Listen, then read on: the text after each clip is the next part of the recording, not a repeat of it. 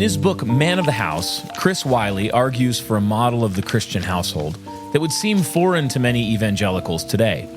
Wiley argues that a father, in the Roman style of paterfamilias, is the heart of a household and a healthy society. And here's the crucial point. His role is to create a household that is economically productive. While Christians today are quicker to acknowledge many of the spiritual roles that a father must carry out, and these are no doubt important, Wiley rightly asserts that fathers must also establish well-ordered, productive homes that bind the family together in economic pursuits. The knee-jerk reaction is to think this means everyone starts a hobby farm, but that's not really the point. There are a plethora of ways that a father can work within the grain of his household to establish productivity, build wealth, and pass on vocations to his sons. Among other things, this means fathers need to understand and rightly apply the right use of real property and the work ethic that is to be employed in the aim of creating a home economy. The goal of all of this is to create multi-generational household structures that leave a lasting impact. Traditionally, the Christian household served many roles. It was a nursing home, a school, a charitable institution, an apothecary, a place of warmth and hospitality, and dozens of other things as well. Wiley writes, "People in a household shelter each other by working together and protecting each other. It is the working together that makes a household an economy, and it is the protection that makes it a polity. We don't think of houses that way anymore, largely because the economy has moved out of the house. One thing we can say for modern life is that it has a way of cutting things up. We work downtown, we get our food at the grocery store, we go down the block to learn at school, and we get on a plane to go somewhere and relax. Our lives are divided up among highly specialized institutions, but a household is a general-purpose institution. Before we segregated everything in the interest of efficiency, houses were not only economically productive, they were schools and nursing homes and dozens of other things. This is a book about building an old-fashioned general-purpose shelter, a real house, not a house made out of sticks and bricks. This is a good time to build one, too. The conditions haven't been this favorable in a long time." End quote. In our modern day, the home has often become nothing more than a hotel where people meet once a day to eat a meal and maybe watch Netflix. Family members go out to do work or school or sports in the world. Beyond that, they have little in common by way of vocation or mission when they're gathered together. Husbands and wives, daughters and sons share no common tasks or work, all of which has been exported to somewhere other than the home. The net effect is that homes have been robbed of significant meaning and become fruitless wastelands for consumption rather than production. Marriages and familial relationships languish because they don't do anything of real importance together. In order to rebuild productive households, as Wiley argues we must, there has to be, first, a revitalization of the meaning of fatherhood. While many fathers today rightly seek to nurture and build friendships with their children and wives, they're all too often mere lightweights in the polity of justice. They lack the gravitas or weightiness required of their station. Wiley explains, quote, "As with any institution, nurture and friendship are just not enough to keep a household going. Even in the best of circumstances, sooner or later, you'll need justice. And when it comes to justice, nurture and friendship can actually get in the way. A judge has to separate himself from people and rise above them. Paradoxically, to do that, you need to put on weight. You need gravitas. I think you know what I mean. We've all known people that just can't be taken lightly. When one of these people enters a room, you feel his presence. Your eyes lower, so does your voice. In the high school I attended, we had a vice principal charged with school discipline. Talk about gravitas. He weighed a ton. His name was Shu. Mr. Shu to you and me. No one knew his first name. He probably didn't have one. Or maybe his mother just named him Mr. All I know is that he was universally feared. Even teachers feared him. Now, you may be thinking, how awful. No one should be feared. Really? Here's a little anecdote to show you just how wonderful it can be to fear someone. I recall an incident on a school bus at the end of the day. The bus was full, and we were waiting to leave behind a long line of buses. Some of the rowdier guys in the back, tough kids, drug users, you know the sort, were teasing and bullying kids near them. Our fat bus driver was a lightweight. He squeaked from the front, something that might be interpreted to mean, "Please stop." There was laughter and someone shouted, "Shut up, old man." Other kids, nerds and such, slid down their seats and prayed for a quick ride home. They had seen this movie before and everyone knew how it ended. Then a voice from the back said, "Cool it, it's Mr. Shoe." Mr. Shoe was walking toward the bus, no hurry, just a man in a dark suit looking in our direction. You could feel the atmosphere change in the bus. The burden of dread oppressing the weak now shifted and began to weigh down the strong. When Mr. Shoe stepped onto the bus and ascended the short set of stairs, he was greeted with silence. He looked us over, scanning faces. He didn't say anything, just stood there, projecting authority effortlessly, like a fireman shooting water from a hose. Then he pointed at the two boys in the back and beckoned them to follow him. Then he stepped out of the bus and walked away. The boys silently got up and went. We all watched them follow Mr. Shoe into the building. If I recall correctly, Mr. Shoe never looked back to see if they were coming. That's gravitas, man. You want it. End quote. If we as heads of households want to be men of weight, or gravitas, we must build weighty households that shape our communities. If we want to lead as heads of household with realized authority, then we must take our responsibility to lead our families in dominion-oriented pursuits of fruitfulness and productivity. In this episode, we'll sit down with Adam Madden, a pastor in Brigham City, Utah, whose passion is helping men rebuild productive households. He's built several businesses with his wife and 9 children, including a trout farm and multiple dog kennels that serve as the economic engine and glue for his productive household. Today, we'll talk with Adam about 3 different models for household structures, as well as how we got to the point in our culture that the standard household makeup is highly fragmented and ineffectual. In addition, we'll talk through biblical structures for the home and how to rebuild them today. On top of that, we'll get very practical as Adam gives us a window into what daily life for his family looks like. We hope that it inspires many of you to start or continue building your own uniquely productive household in a way that brings glory to God and helps extend Christendom. The King's Hall podcast exists to make self-ruled men who rule well and win the world.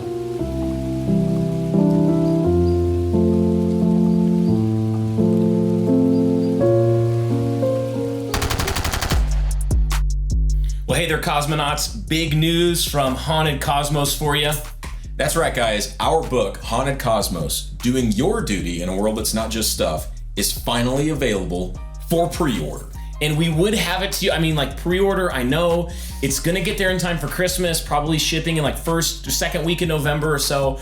We would have had it to you sooner, but something happened. That's right, guys. Honestly, the Fae stole all of our books. They whole shipment. I don't know what to tell you. And here's the thing. They told us that they would give it back to us. So it's not all lost. That's right. But they told us that the only condition upon which they will return this entire first run of the book is if each of you per household buys 10 copies of the book. Yeah, look, honestly, folks, we don't make the rules. Okay? The Fae make the rules. They sent us a ransom note. It was written in fairy handwriting. There was even little bits of Bigfoot hair. Fur on the envelope. Yeah, on the envelope. So we know it's legit. And that's what they said. So unless you want all the books to be lost forever, you'll buy 10 of them today. That's right. So go to newchristendompress.com/haunted. God dang it. What Ben meant to say was head to newchristendompress.com/cosmos and pre-order your copy today. Guys, order a book today to keep the Fae away.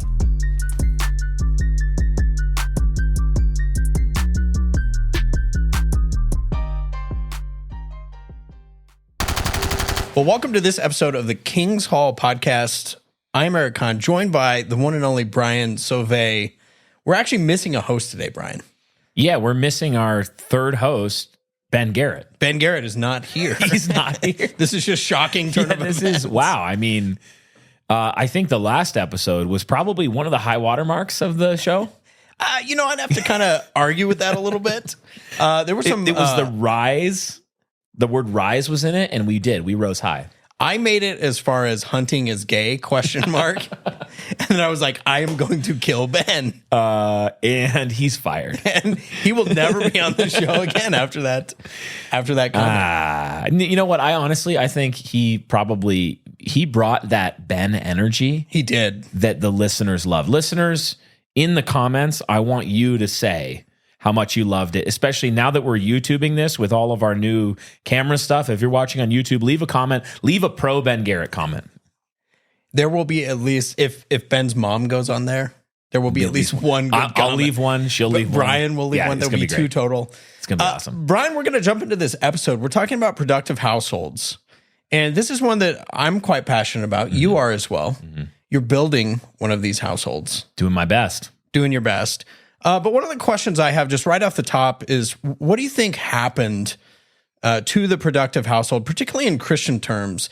It seems to be something that just isn't addressed often in the modern church. Sunday, you were preaching about this. You said we did a long series on the natural family, and guess what? We're going to keep talking about it. Yeah. But there's a reason that we have to do that. Yeah, we have to talk a lot about the family because people don't float around in atomistic, isolated, individualistic little ways. God made humanity to constitute himself societally and culturally into units of families, and not just nuclear families of father and mother and their children, but also extended families and tribes and communities. He built us to be a social creature where most of our Christian duties are actually going to be carried out not in a neutral context that's sort of abstract, but most of our Christian piety is going to be lived out in a family. I would guess that 80+% of our Christian piety is going to be lived out in the family. But what we've done in the post-Enlightenment and a post-industrial revolution world is that, like Chris Wiley points out in the book, we've pulled all of the constituent parts of life into their elements, and we've tried to make each of them an isolated end in and of itself. So rather than families and tribes and communities being a hub where all of our duties are lived out, now we have the home as sort of a train station where people go to get on a train to go to the next thing, and they go to get on the train to the next thing.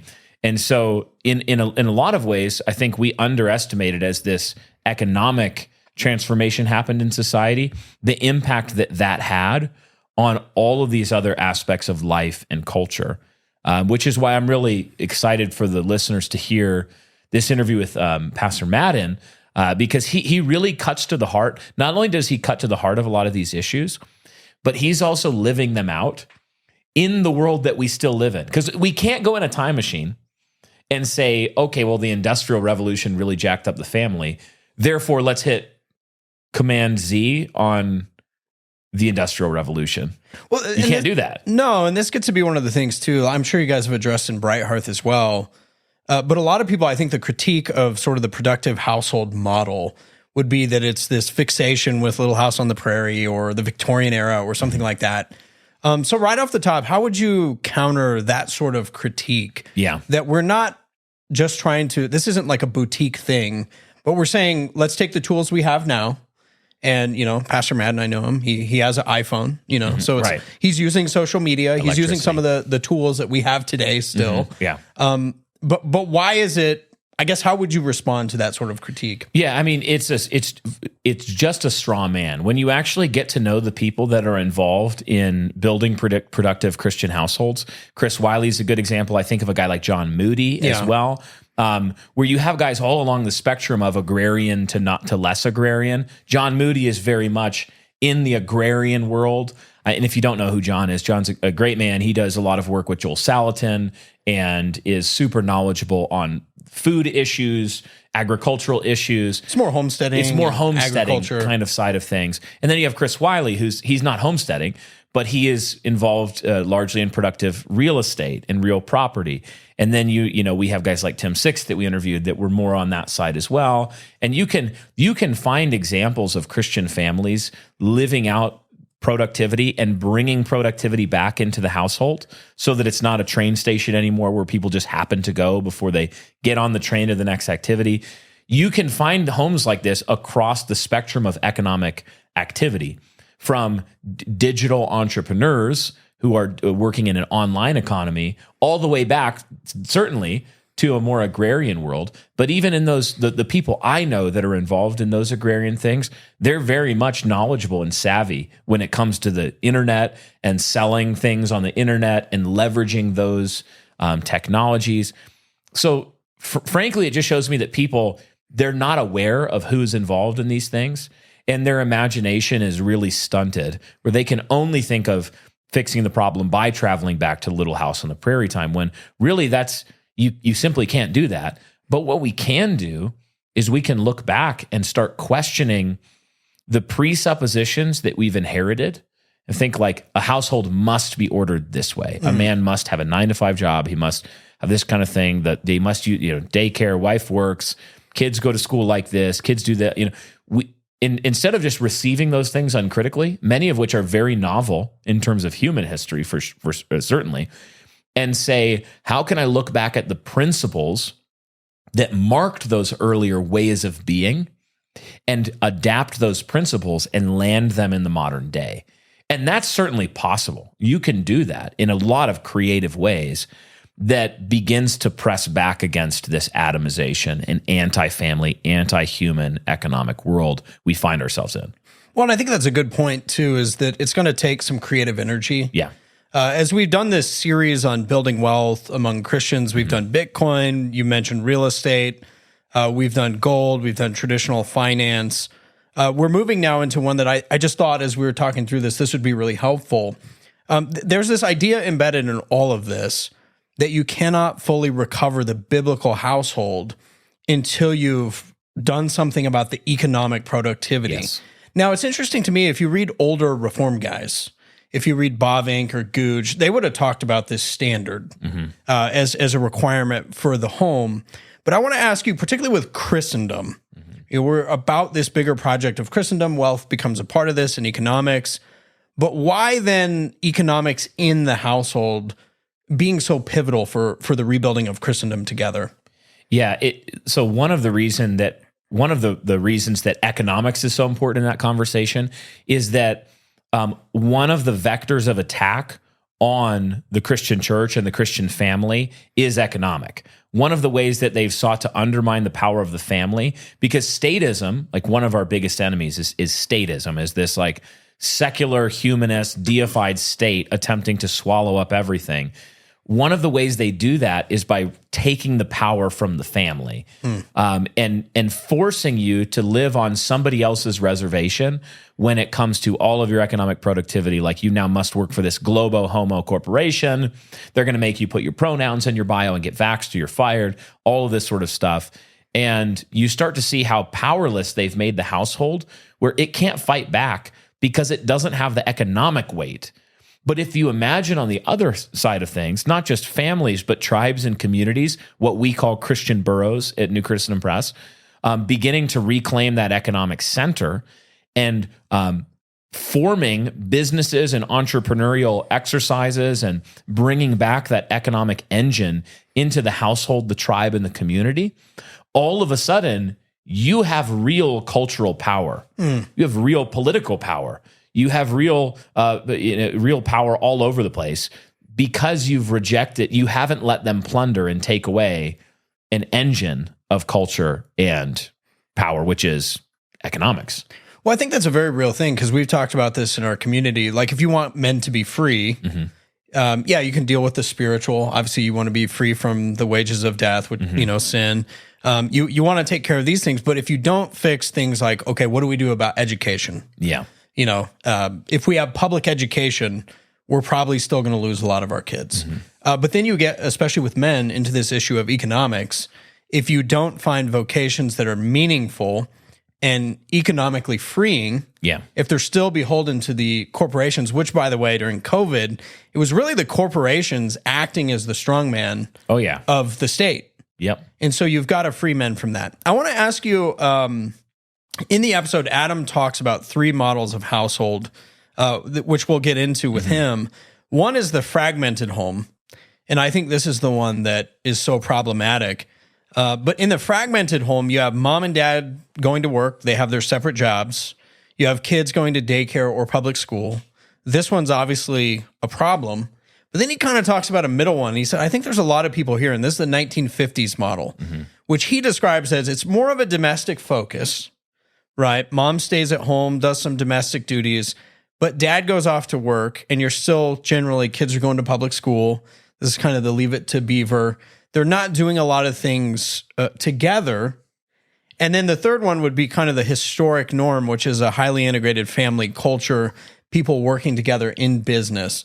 My question for you is, why would that fragmentation be so destructive? And I think about it like, even in the overlapping spheres we tend to have here with New Christendom Press, the church, and the school, I mean, we've got so much overlap where it's like our kids are right upstairs, we're interfacing with our spouses regularly throughout the day.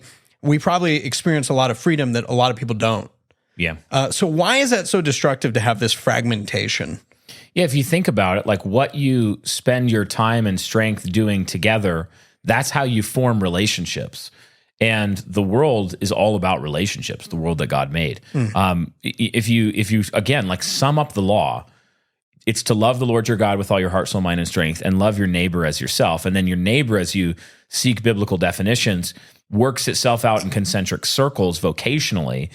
My most immediate neighbor is that I must rule my own spirit, basically treat myself like someone I'm in charge of. Yeah. Then my wife, then my children, then my brothers and sisters, my, family members of my own household, extended family, church, business relationships.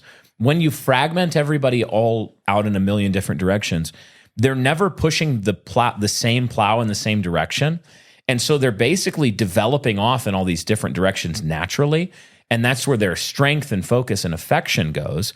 And that's how you end up with like this phenomenon that's common where a husband and wife, they get married, they love each other, they're, very relationally close, they start having children, and then they get sucked into all the things. And then when their children leave the home, fast forward 25 years and the last kid's leaving, they find that they have nothing in common because they haven't actually done anything together. They've been sort of pursuing these isolated roles, that 1950s model, but they're not all linking arms together on the same project. And it leads us even to ask questions that, like, the question itself shows how far we've gone from the ideal. Questions like, can a woman work?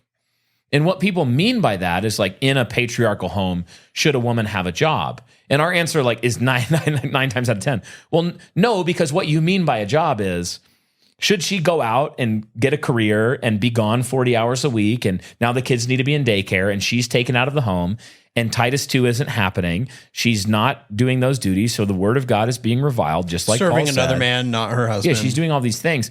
But if you go back further, you find that that's almost an incoherent question for most of history, because she would have been deeply involved in the economic productivity of the household, that the man was certainly the breadwinner in, and it was his trade or his business or his farm, but she was deeply involved.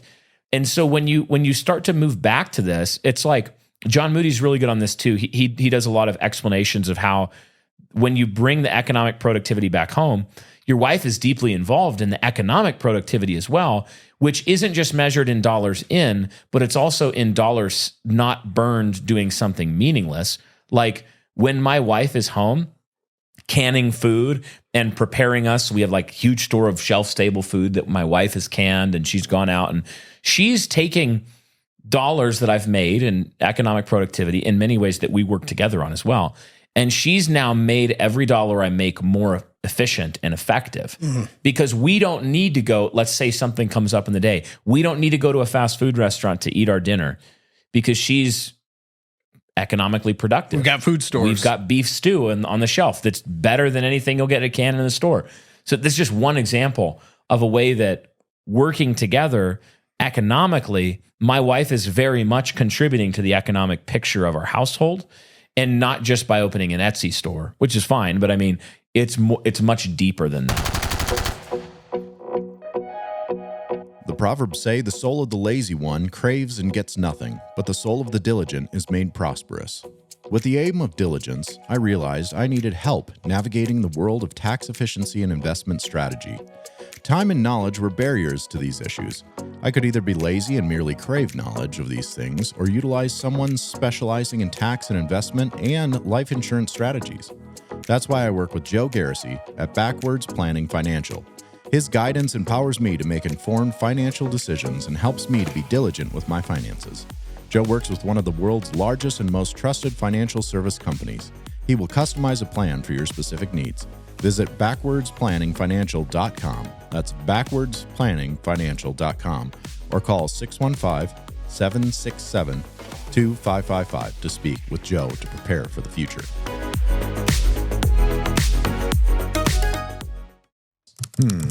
Oh, yes.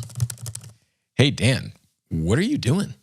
I'm just checking my mutual funds and my stock portfolio. Mutual funds, stock portfolio.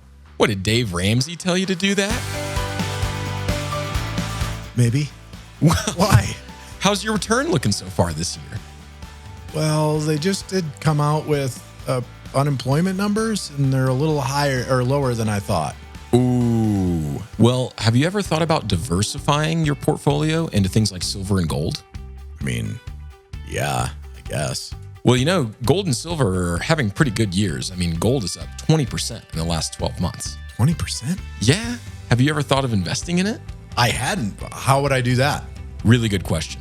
Just go over to the guys at Alpine Gold. They're right here in Ogden. They're members of Refuge Church, the church that you pastor. You should know this. If you give Alpine Gold a call, they'll talk you through the steps of how to move your TradFi mutual funds and even things like IRAs into precious metals that you can use to start building durable wealth. That sounds great. Call Alpine Gold today or go to alpinegoldogden.com. Again, that's alpinegoldogden.com, and link is in the description below. America is built on the backs of hardworking blue-collar Americans. That's why we're so excited to join forces with Max D Trailers, a Texas-based and family-owned company, to bring you this episode. We're proud to partner with Max D to see the vision of New Christendom established, one small business at a time.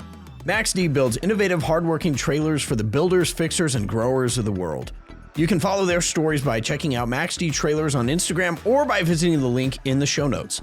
Learn more about Max D Trailers by visiting maxdtrailers.com, where you can check out the article, 10 Ways to Make Money with Your Trailer. Yeah, I think it seems like one of the things that would have to die to see a return to the productive household is you've got to kill feminism. Yes. And I think one of the problems, these are all kind of interconnected with each other, but one of the questions I've had in all this is why hasn't the broader church done more to address these issues? And, you know, part of it could be ignorance. I think for some people it probably is. But it seems like also a big part of this is also cowardice, that you've got to confront the idols of the day. And I think sometimes it's helpful. I want to read a Bavinck quote. But this is early 1900s.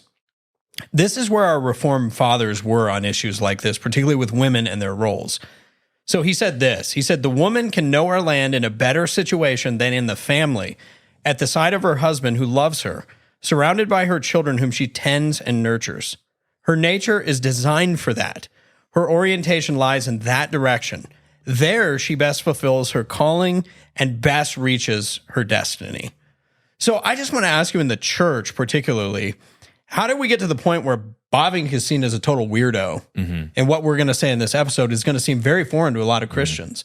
What happened with the church? Man, it was like death by 1,000 cuts of feminism. And feminism, even as a result of other forces as well, like the Industrial Revolution is very important in the way that culture developed. And even feminism was able to develop because it took certain infrastructure for feminism to be possible. Like, you have to have a society with so much excess and security that basically women are able to go out into the workforce and in the way that they do.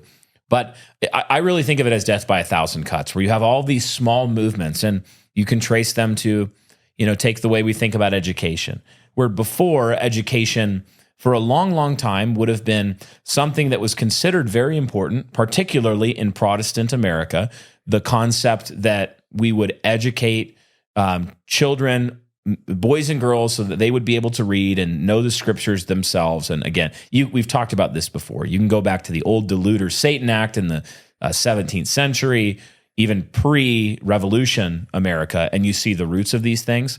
But then what starts to develop as you go into the late 19th and then early 20th century? Education starts to creep up and consume more and more. So no longer do we have a model where young men, as they get from about 14 to 16, are either preparing for university, which was very common in the founding. You'd have men going to university, to Harvard or schools like that at 14, 15, 16, and then or going out to work in their father's trade or vocation on the farm, or starting to enter the workforce at these ages. And young women then entering into much more focused on learning the arts of the home and caring for the home and the way that those trade and home interlocked. Well, then we said, actually, now let's extend universal education to 18.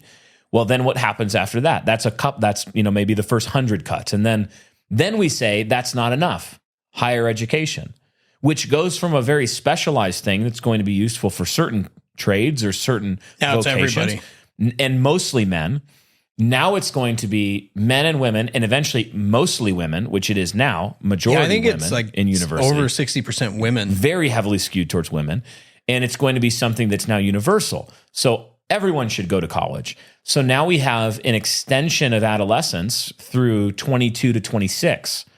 And on top of that, instead of being economically productive from 14, 15, 16 and on, people are not contributing economically until they're 22 to 26.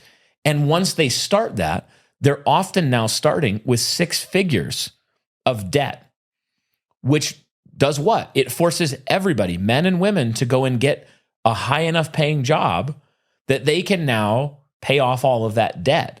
It's like starting a race with like 100 pounds of weight on your back, and every mile you run, you get to take a pound out. Well, and how many times, honestly, a woman will get $100,000 in debt, and she's going to be a teacher?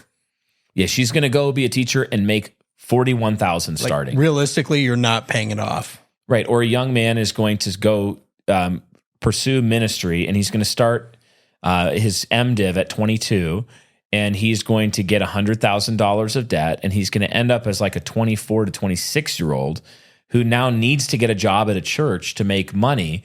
And it's like, how many 24 to 26-year-olds should be the senior pastor of churches? Probably none. Not many. And when I look at the New Testament, even in the raising up of elders, certainly Paul says to Timothy, don't let anybody despise you for your youth. Absolutely. There are younger men who go into ministry. But a general model would be that elder would mean something. Yeah, I think even in Timothy's case, most commentaries, I think, place Timothy at like 40. It's like he's not 20. 16. And even looking back at our own experience, like I've been in ministry since I was 17, vocationally on some level. And so there's even like, if I could go back, I would have done things differently. The Lord in his providence wrote my life chapters the way that he did. It was he did that, and that's fine. I didn't have anybody telling me these things when I was 20. But now at our church, like we're not asking 24-year-old men to enter elder candidacy. No. We're telling them build productive households. Show that you can do something competently. Show that you can manage your household. Show that you can care for people and rule well and lead and govern and all of the things that it takes to build a productive household. And then when you're in your 30s or 40s, some of you are going to be dynamite elders in the church. Yeah, and it's interesting too because it's this whole productive household thing. Thinking, especially for young people, we were talking about even the need in the school to have different tracks. Like where we're not saying to every student, you need to go on and do higher education. Right. But there's a lot of young guys, for example, who are 14, 15, and they need to legitimately start thinking about what are you going to do vocationally? Yeah. And I think to enter the workforce full-time at 17 or 18, and then before you're 20, you have 3 years of vocational training. Financially, this is actually going to be a huge advantage for them. Dynamite. And when you think about justice, C.R. Wiley mentioned justice in the home, that eventually the household is going to have to deal with weighty matters like the matter of justice. Lexi and I just did an episode of Bright Hearth, which is about productive Christian households, particularly leaning towards equipping women in the home to think about productivity in the household and And that we did a series on the 4 cardinal virtues of fortitude, temperance, prudence, and justice. And Lila Lawler, who is an older lady, she wrote a work called De Summa Domestica. She's a Roman Catholic lady, but she defined justice as the virtue of giving everyone his due. I thought that was it's an old way of thinking about justice, giving people what they're due. And as I thought about how this related to the household for that episode, things clicked into place about the productive economic aspect. Because how am I going to tell a young man getting married? And I want him to be able to get married and start having kids when he's 20 to 24. I mean, like, not everyone's going to get married at 18 or 20, but some of them will. Some of them 24, 25, whatever. How am I supposed to tell that young man to give in his marriage everything that's due to a wife, which is children, her being home and productive at home, all of those things, if he's not even capable? Because I've taught him that the pathway to mature manhood is something that basically begins after you're done getting a college degree when you're 22. And now you can start your vocational training.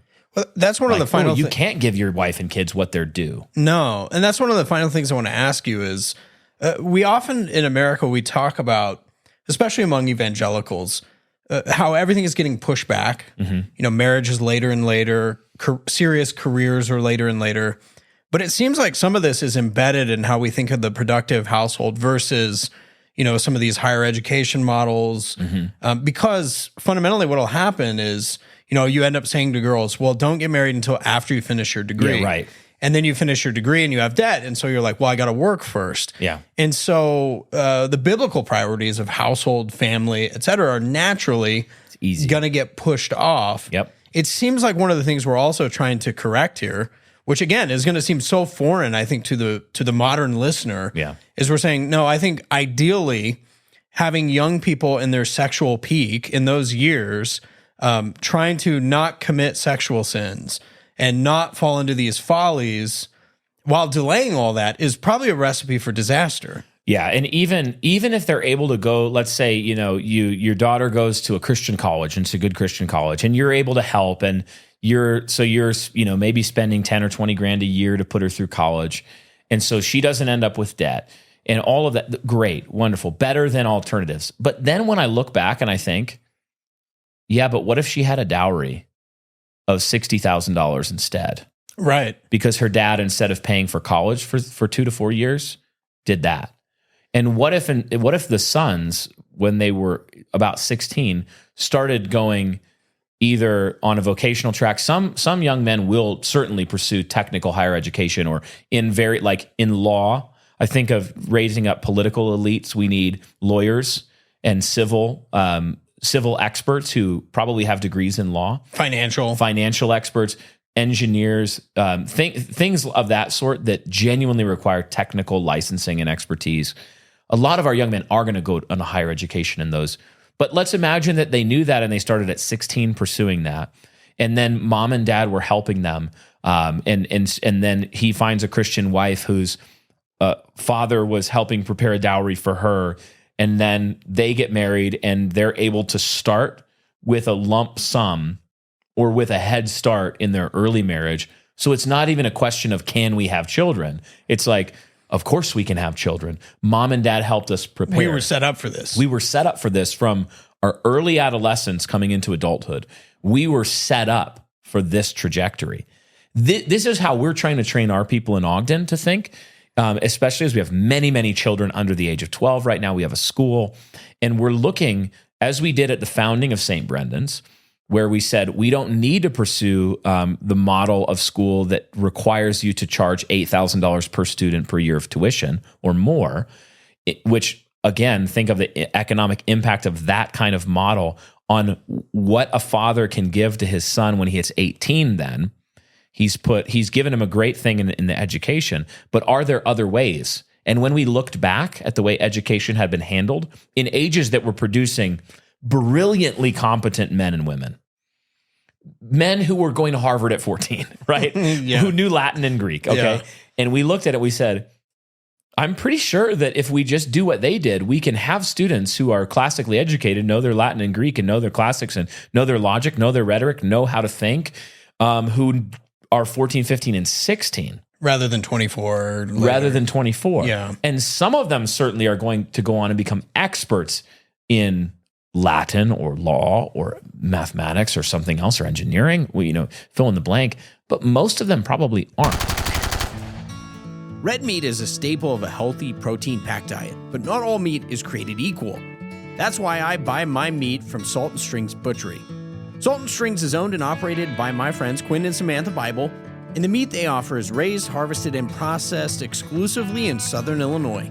It's cut and packaged by my friends Quinn and Anthony, and not only is it the best meat I've ever had, well, all their meat is sourced from local farms that share our Christian values. Salt and Strings is now offering a beef and hog box that can be shipped directly to your door. The 15-pound beef box features 100% black Angus beef and includes ribeyes, T-bones, sirloin, chuck roast, fajita meat, and ground beef. You can order your beef box today for just $259. They will send it directly to your door. The hog box is $239 and features premium Duroc pork, including 8 thick pork chops, one of my all-time favorites, pork steaks, cured and sliced bacon, ground pork, bratwurst, and breakfast sausage links. You can place your order today at saltandstrings.com or use the link in the show notes. And also be sure to follow Salt and Strings on Instagram. We'll also include the link in the show notes.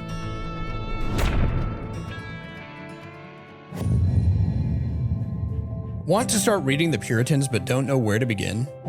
Puritan Treasures for Today from Reformation Heritage Books makes the riches of these godly writers of old accessible for the modern reader. With updated language and helpful introductions, these classic works from John Owen, Jeremiah Burroughs, and more are the perfect starting point for the curious reader. Learn more about the Puritan Treasures for Today at heritagebooks.org/Puritan Treasures. Also, follow the link in the show notes to get 10% off with the code HARDMEN. Today's episode is sponsored by Premier Body Armor, your top choice for safeguarding your family. What sets them apart? Well, Premier isn't here to convince you to wear a plate carrier around town. Nope. They're focused on innovating armor right into your normal everyday life. Think bulletproof laptop case or lightweight armor insert that fits into your favorite bag and stops most handgun, shotgun, and even rifle ammunition. Unlike much of the tactical industry, choosing Premier Body Armor not only ensures that you're getting amazing armor, but you'll be doing business with a family-owned Christian company. Visit PremierBodyArmor.com today and use promo code KINGSHALL for 10% off your order today. Got questions? Reach out to customer service or send their president an email directly at alex@PremierBodyArmor.com and you can speak to him yourself. Don't wait to invest your family's security, but reach out today to Premier Body Armor. Don't carry a bag? No worries. How about a moisture-wicking athletic t-shirt with minimalist and lightweight soft armor panels built in? Check the link in the show notes or visit PremierBodyArmor.com today. So the other thing that's interesting that you mentioned is this idea of setting your kids up for the future. And it kind of stands contra to a lot of the, I guess, kind of the boomer financial advice that has been around for a long time, which was, you have a 401k, you put all your money there, and then when you're 65, you get to tap into that, which means like you get to take vacations. Mm-hmm. One of the things that we've done, and you and I were talking about this morning, you drive, let's be realistic, a quite opulent vehicle. Yeah, it's kind of embarrassing, like how I have to hide it from the parishioners because elders can't be lovers of money. And when I look at your car, I think there's a real temptation here. Yeah, it has probably upwards of 80 horsepower. 80. Can you imagine 80 horses, how expensive that would be? That's a lot of horses. Yeah, it's a 96 Ford Escort with peeling paint and maroon. It's also got three like of the seatbelts work. It's got a NASA sticker on it. I didn't put that there, but it does have a NASA In fact, I didn't put any of the stickers on that are there. But it looks opulent. Yeah. But what's interesting about this, we were talking about, we could go out and say, oh, I'm going to buy a new vehicle. We're going to have a fleet of new vehicles for the wife and myself, whatever. But we're actually looking, and we talked with Adam about this in the show. Adam didn't need to start multiple businesses. He had the dog kennel, and it was doing quite well. Yeah. And he said, look, this is, I'm taking care of my family. I'm doing quite well with this. But he said, that's not why I started the other businesses, the trout farm and a second dog kennel. He said, and I thought this was just a great picture of post-mill legacy building type of thought. He said, I need businesses for my sons and son-in-laws to run. Yep. Because he's thinking about the future. And he said, look, I can hand him $70,000, but what if I give him a job and a business that they can rear their family in? This is exactly the type of thinking that we need to be reclaiming. And you need to do it when your kids are young so you can prepare. Two things on this, and then I'll stop because I know we have a good interview to get to. But to the car thing, we talked about this earlier. I had a conversation with my sons on the way to school the other day to St. Brendan's, and they were saying, they rib sometimes about the car because it's a funny car. It's ridiculous.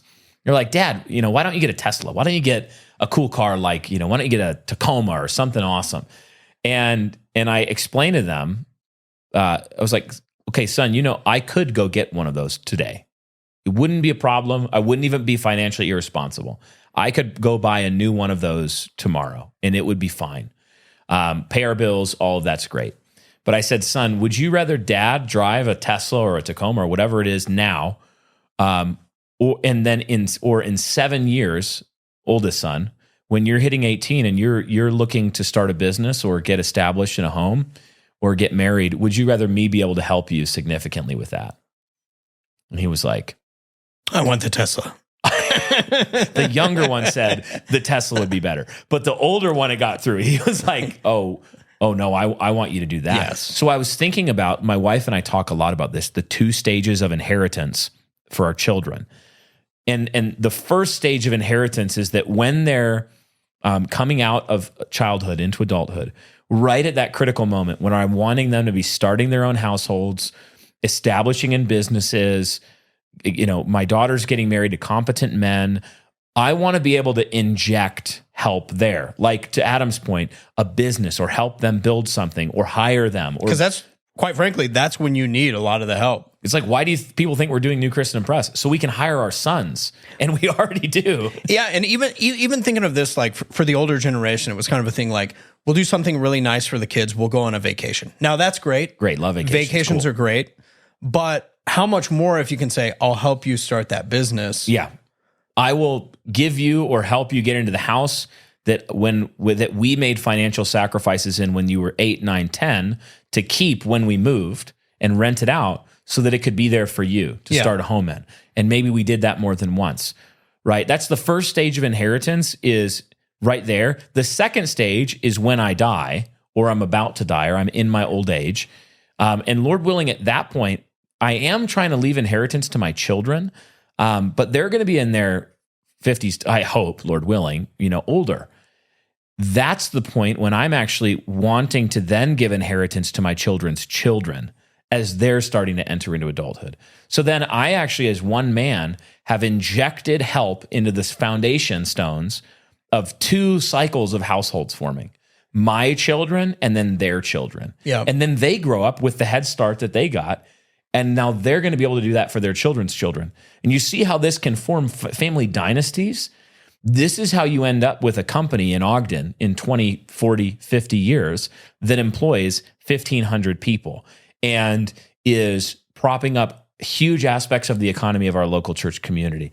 It's those kinds of decisions being made now when you're in your 30s that are difficult because the shiny thing is getting a new car or getting lots of consumer debt or living above your means and thinking like, well, they'll just get college debt to go to college and then they'll be able to figure it out. I did. It's like we need to be thinking not about ourselves, but about building engines of economic productivity in our households that then continue to grow in their orbit. They never leave the center of the household, but they grow and they encompass more households intergenerationally and in our tribe and community. Man, that's powerful. And that's why I'm so excited about this interview because it's like Adam Madden isn't a guy probably any of you have heard about before. He's not like doing conference circuit or something like that. But here's a guy we know personally and Eric knows really well. And he's in our community. He's a pastor. But man, he has skin in the game. He's doing this and has done this. And his children are entering adulthood with strength.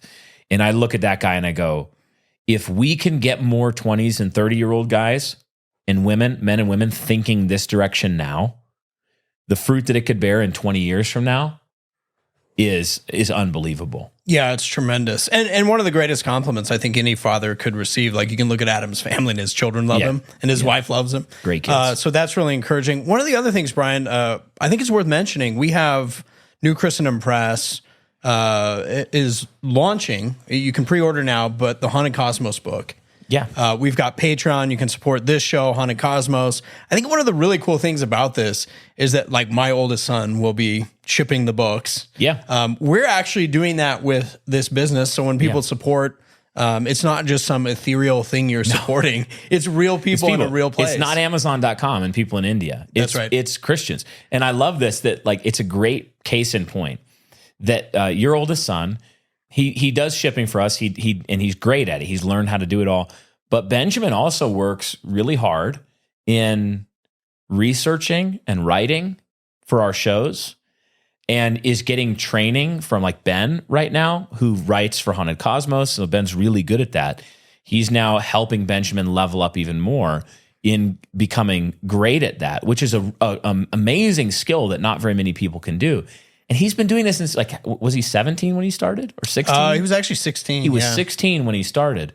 And people look at that and they go, how could you have a 16-year-old helping with writing, deep historical analysis of the first Christendom for a show?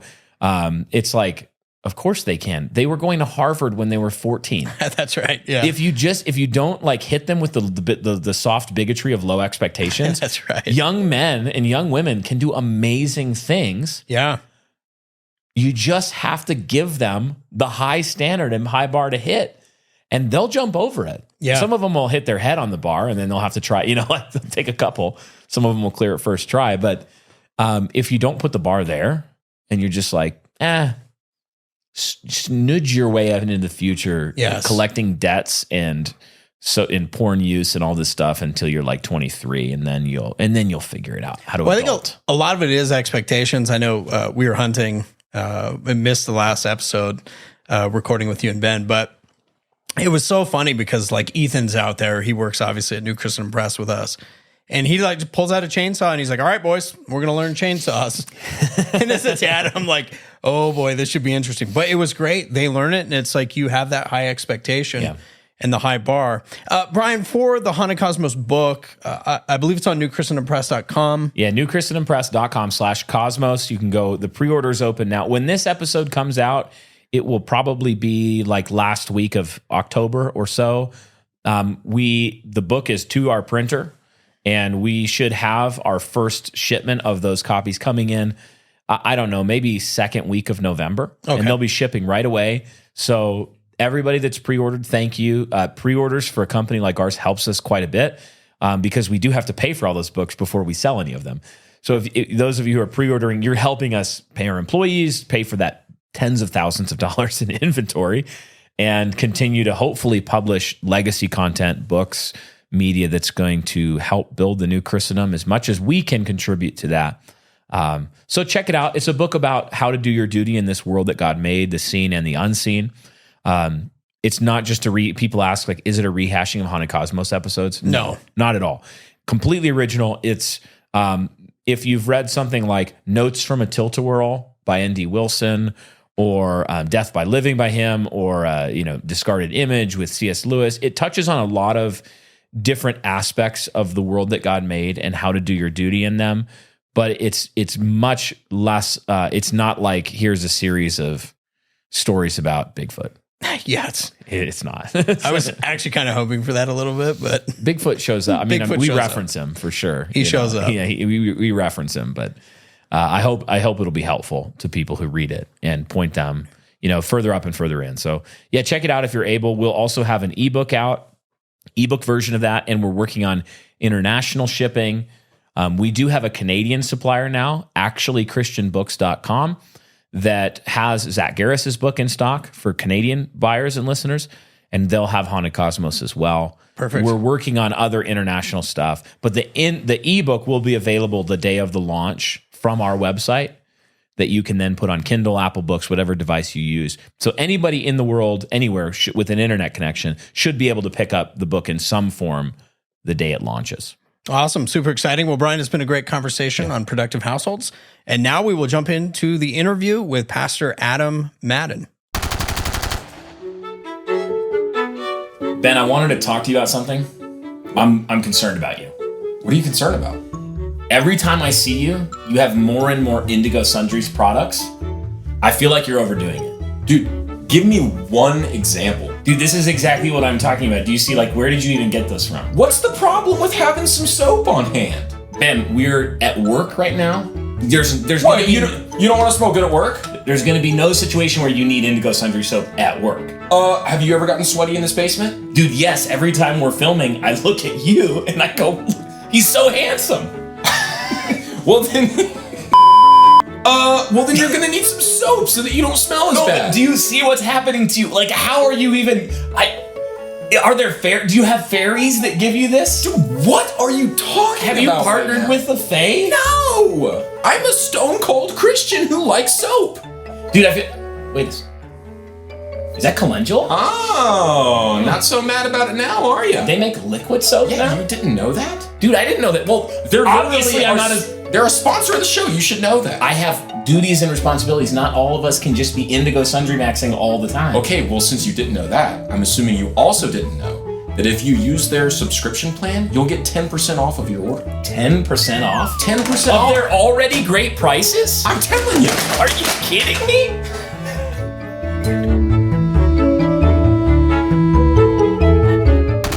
Well, welcome to this episode of the King's Hall Podcast. I'm your host for today's episode. I am Eric Kahn, and joined by a very special guest, we have Pastor Adam Madden. Adam, thanks so much for joining me for this episode. Hey, great to be here. Thanks for having me. So you're not too far from our neck of the woods. 20 minutes north. 20 minutes north. You've been in the Salt Lake area for a while, though. Yeah, going on 15-ish years. That's right. So you originally came out here was church planting, right? Yeah, right. Yep, correct. So, yeah, we've been at it we started in Salt Lake County, and then we eased up this way due to some job issues and ministry opportunities, I guess you could say. And so, but yeah, we're in Brigham City, a town of about 20,000 people, and we're trying to put down roots there. Yeah, and originally from Missouri, so you guys are transplants. I'm a transplant too. Hopefully next generation will be native Utah people. But one of the things that we've been talking about on the show, I know you've listened to the podcast episodes as well, is building wealth. And so what I wanted to do in this episode was talk through just kind of how you got into kind of the small business world, productive household, thinking through that. And so for people who don't know, you run it's a pet hotel. Right. Yeah, we have Ellie's Pet Hotel. That's right. Yeah, we have a dog boarding facility. And so we'll house anywhere from 40 to 80 dogs a week. Okay. Generally, yeah. And you guys, how long have you owned it? 3 years. 3 years. Yep, little over. Okay. Mm-hmm. And then you've also got the Whistling Springs Trout Farm. Yeah, that's a new venture this past year. And so, that's never thought that would happen, but here we are. And that's a cool story as well. Like-minded family, a little bit older than us, and they love the idea of multi-generational faithfulness and church planning with that mentality. And our kids are getting older, and so they're like, "Hey, we're like, can we rent this farm, little piece of paradise?" And they're like, "Sure." And so we kind of stepped into that and been learning aquaculture and all those good things. Yeah, that's awesome. What is it, like 2 acres, 3 acres? Or is it bigger than that? The farm's 80 acres. Oh, it is. Yeah. Okay, I had no idea. I've just seen the one. Yeah. And there's literally springs bubbling up on the property out of those mountains. Fresh spring water, which is the whole selling point. It really is like, I refer to it in our family as the Shire. Yeah. Right. Because you go down there and you've got sheep and obviously the there's trout, sheep and cattle, and we got wild chickens, turkeys. Oh, there's turkeys all over the place. Oh yeah. Mule deer. Yeah. That's awesome. Well, one of the questions I want to ask you, you've got, really this idea of integrated family business model. Just kind of walk me through your starting thinking process, because you guys weren't always doing this.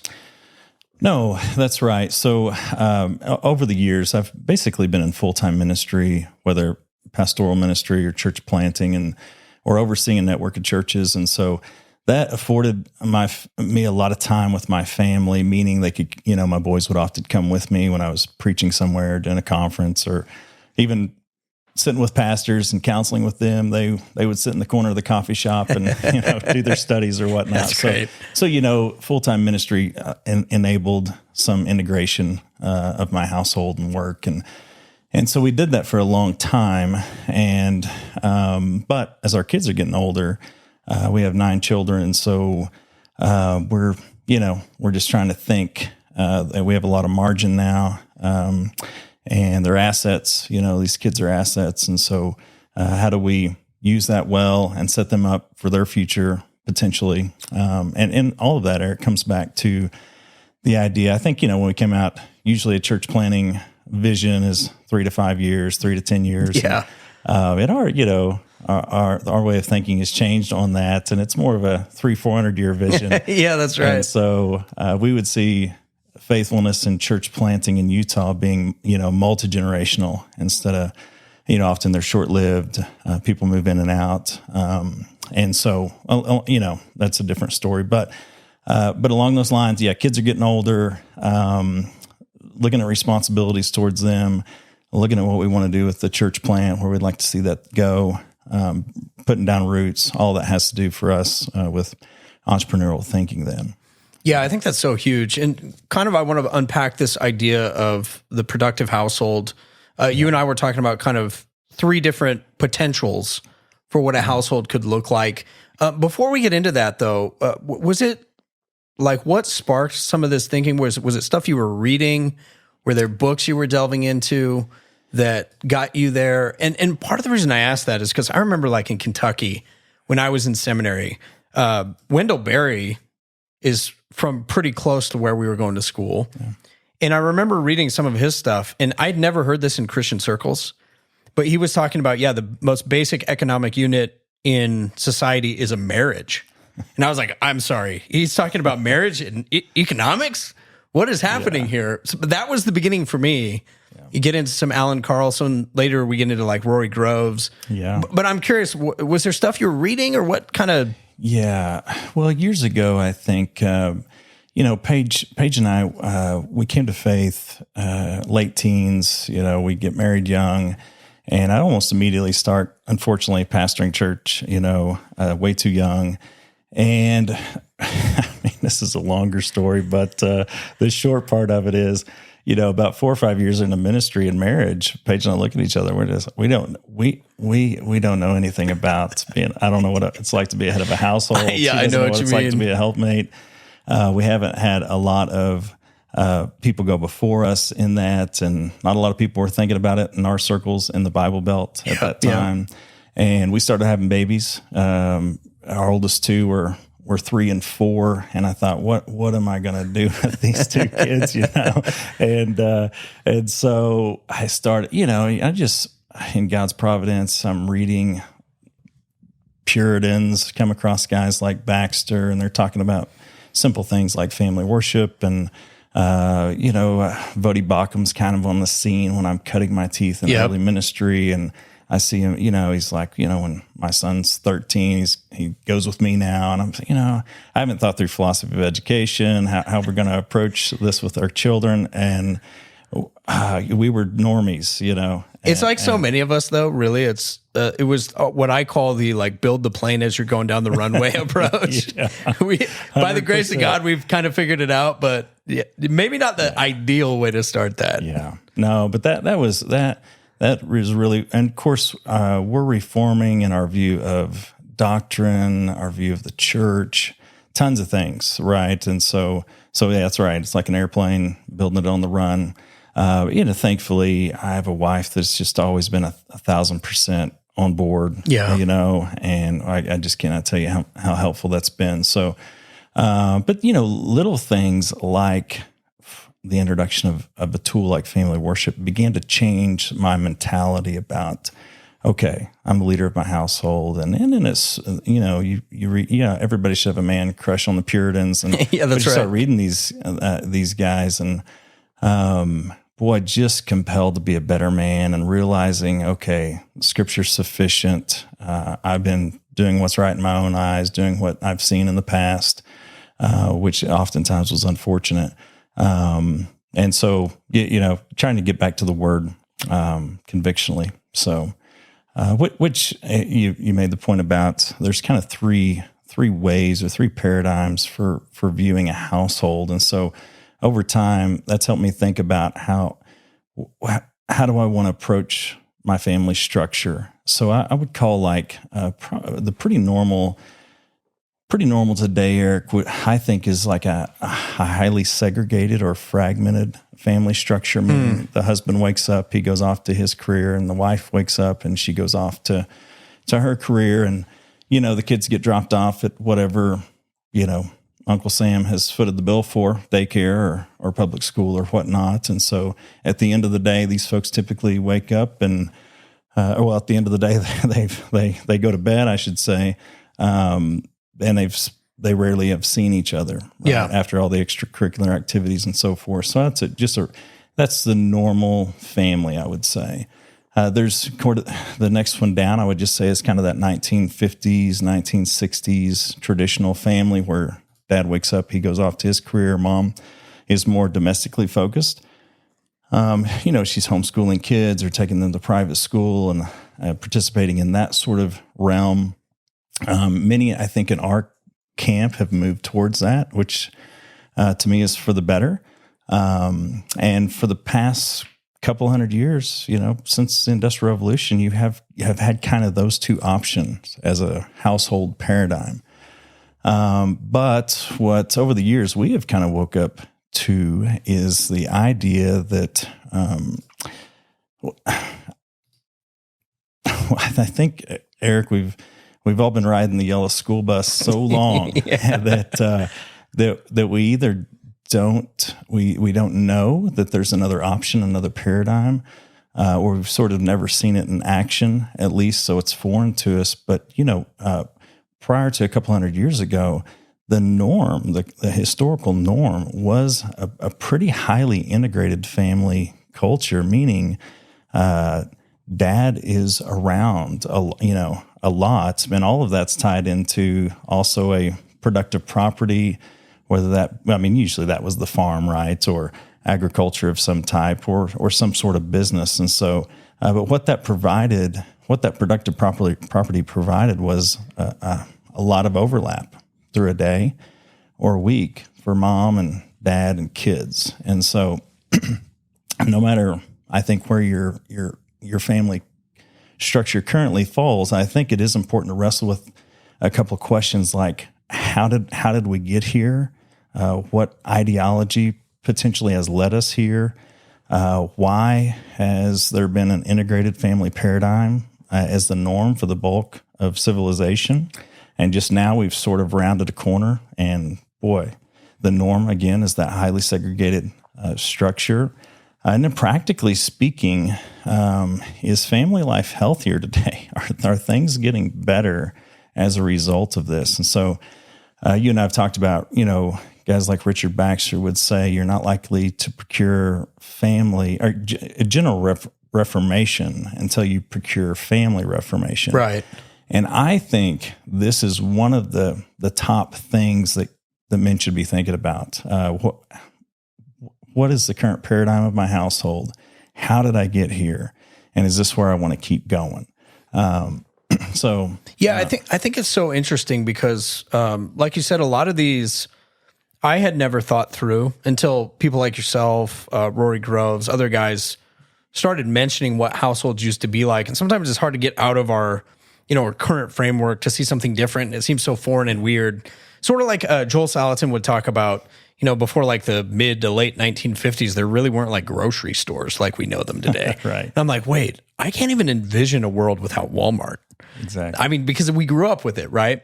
But it is interesting to me, some of the effects of these things. So if you have a highly segregated and fragmented family structure, mom goes to her thing, dad goes to his thing, daycare, all that, public school, whatever.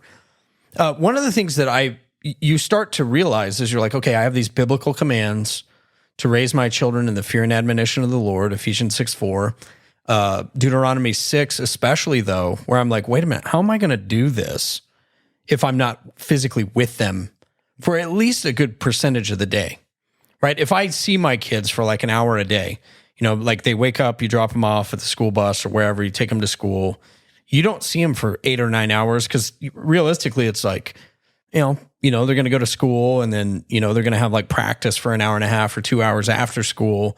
So time together is very minimal. And then it seems like, correct me if I'm wrong, but it seems like it just gets hard to actually say, how do I fulfill all these duties? Yeah.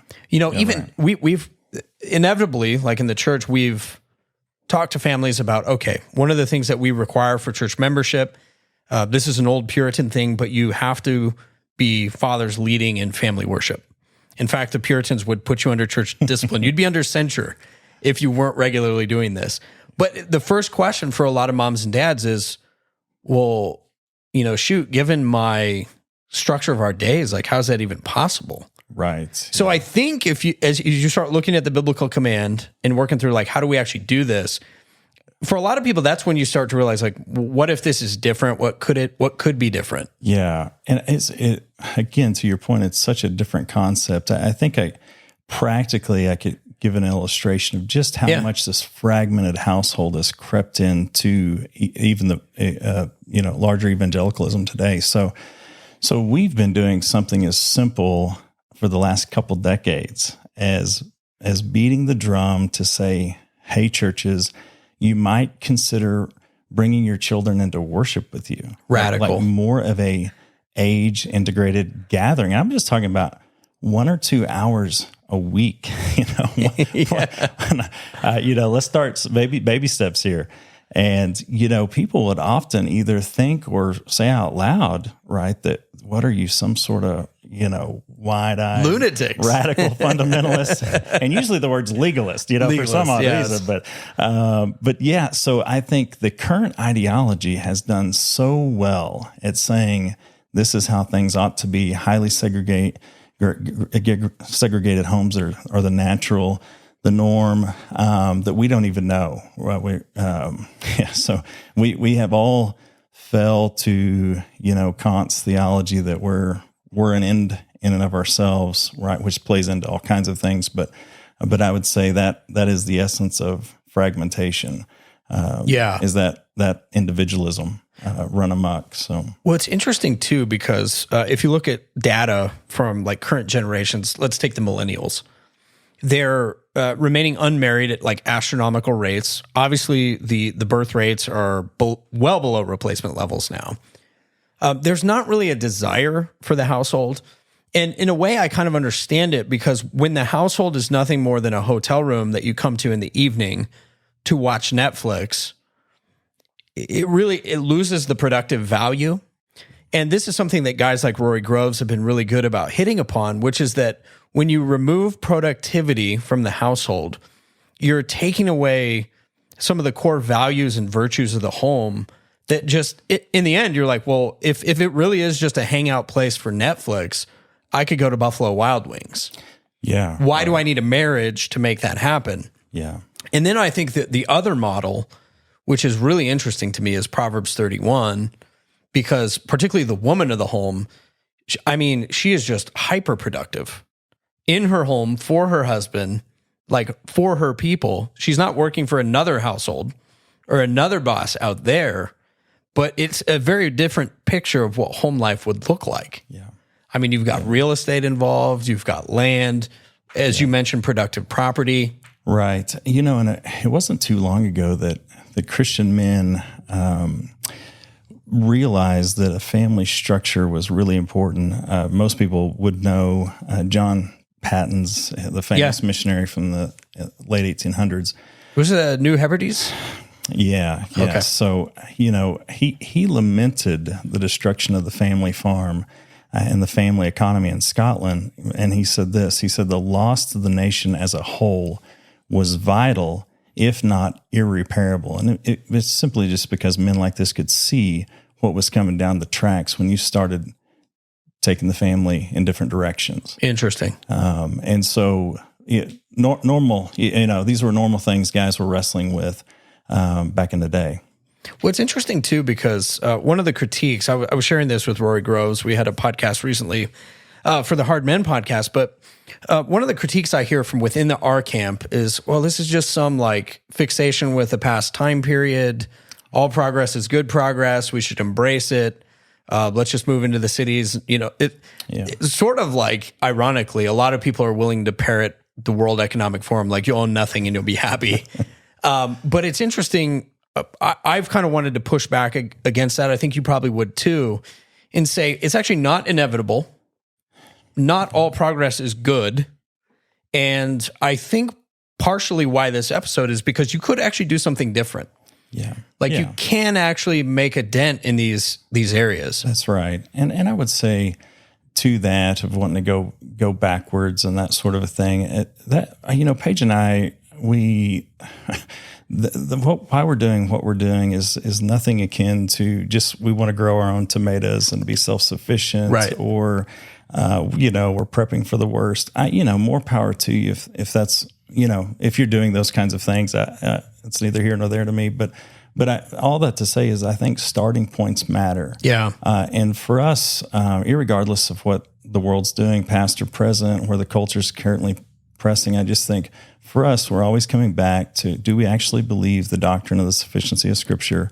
And I mean, do we believe that convictionally? And I think it was Bridges who said that a conviction is a determinative belief, something that you believe so strongly that it affects the way you live.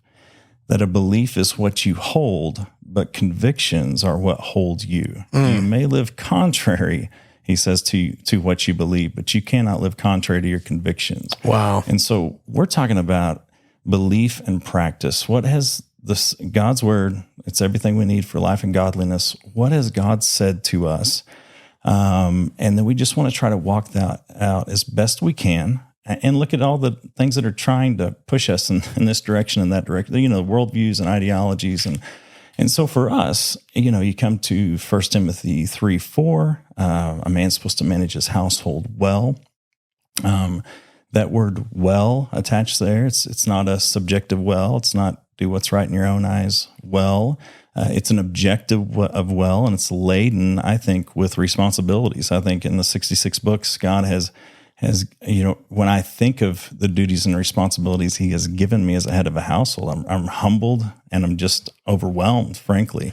Yeah. And so it's actually the sufficiency of Scripture that drives us to think about these household paradigms and how we're going to fulfill, God's commands and principles. And so I don't know if that's a good segue into that, but you had mentioned, concepts like family worship and so forth. Yeah. So if I'm just now, families have tons of responsibilities, right? We're supposed to be generous and hospitable, and we're supposed to be committed to our local church. There's lots of household responsibilities we have. But if you were to just think about what God has commanded heads of households and their helpmates toward the next generation, Bible saturation, one of them, coming from the Puritans, that tool of family worship would be a good example. Other formal things like your household ought to be in the Word habitually. Everyone in that household, fathers ought to be like the psalm singers. We're establishing an environment where there's meditation on the Word, catechism, Scripture memory, that sort of a vibe, right? And so, additionally, I think men ought to be leading their families to be fairly fluent in how to actually read and study and apply the Word. There ought to be theological studies. We ought to be introducing our households to spiritual forefathers. There ought to be a lot of understanding regarding delighting in the law and delighting in the gospel. I think there's a ton of confusion there today that our kids, we need to work them through.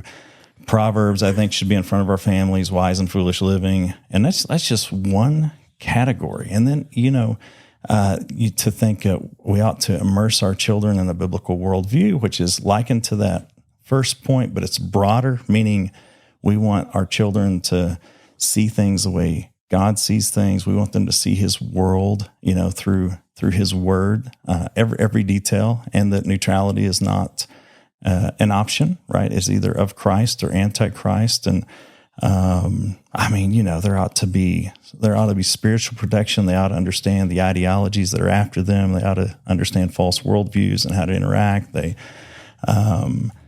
There's physical protection. I think these are obvious things, but the world is full of effeminate men and daughters and moms that are putting on, military garb and police uniforms. And so it has to be said, there's a physical inheritance that should be, is a duty of fathers. That idea of I'm spending my kids' inheritance is a sad bumper sticker, right? Driving around the country in your RV. That's right, but that's how that's going. The reformers, like the Swiss reformer Bullinger, he would say even like manners and skill of occupation. In fact, most of the old guys that are dead would say you need to bring your children up knowing how to carry themselves. Young men ought to be able to carry themselves well. Young women ought to be able to carry themselves well, distinctly, right? Well, it's interesting too, especially because you and I we've talked about this, but you think about the vocational training, like Bullinger and others would say, like this is actually a duty of fathers that you have to prepare and pass on vocational training.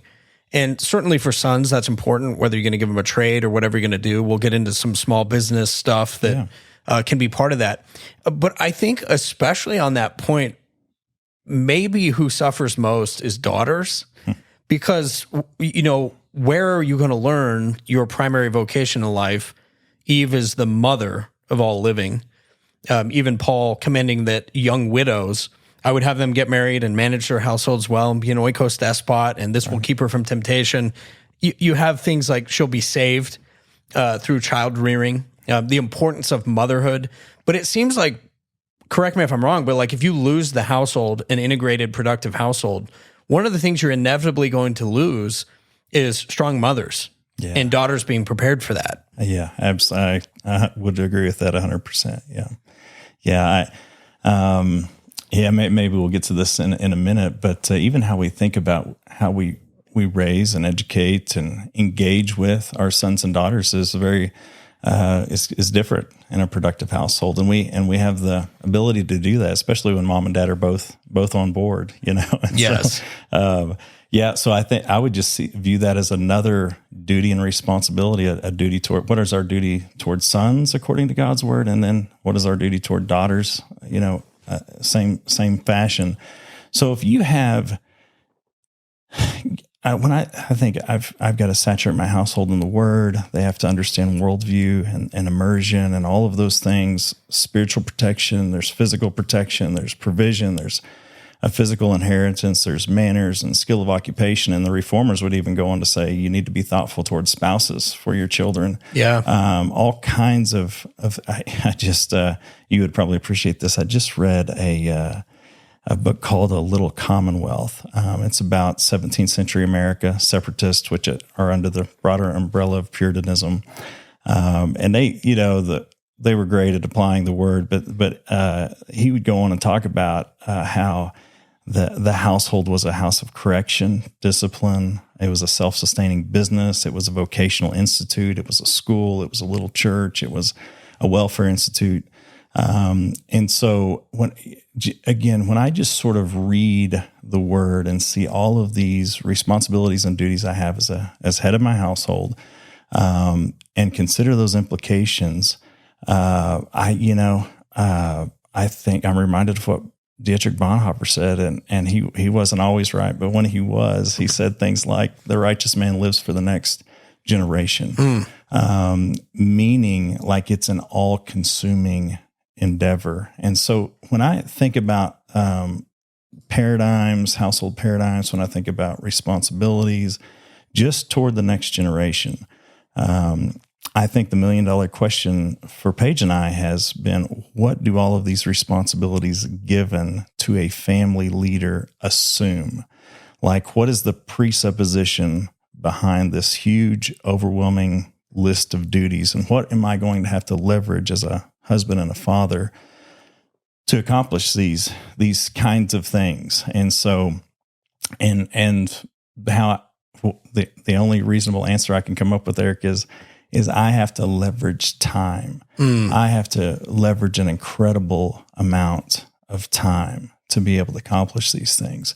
And I think you alluded to Deuteronomy 6. When I say time, I mean I have all of this content, and I think context plays a portion in this, because we were just talking about paradigms, right?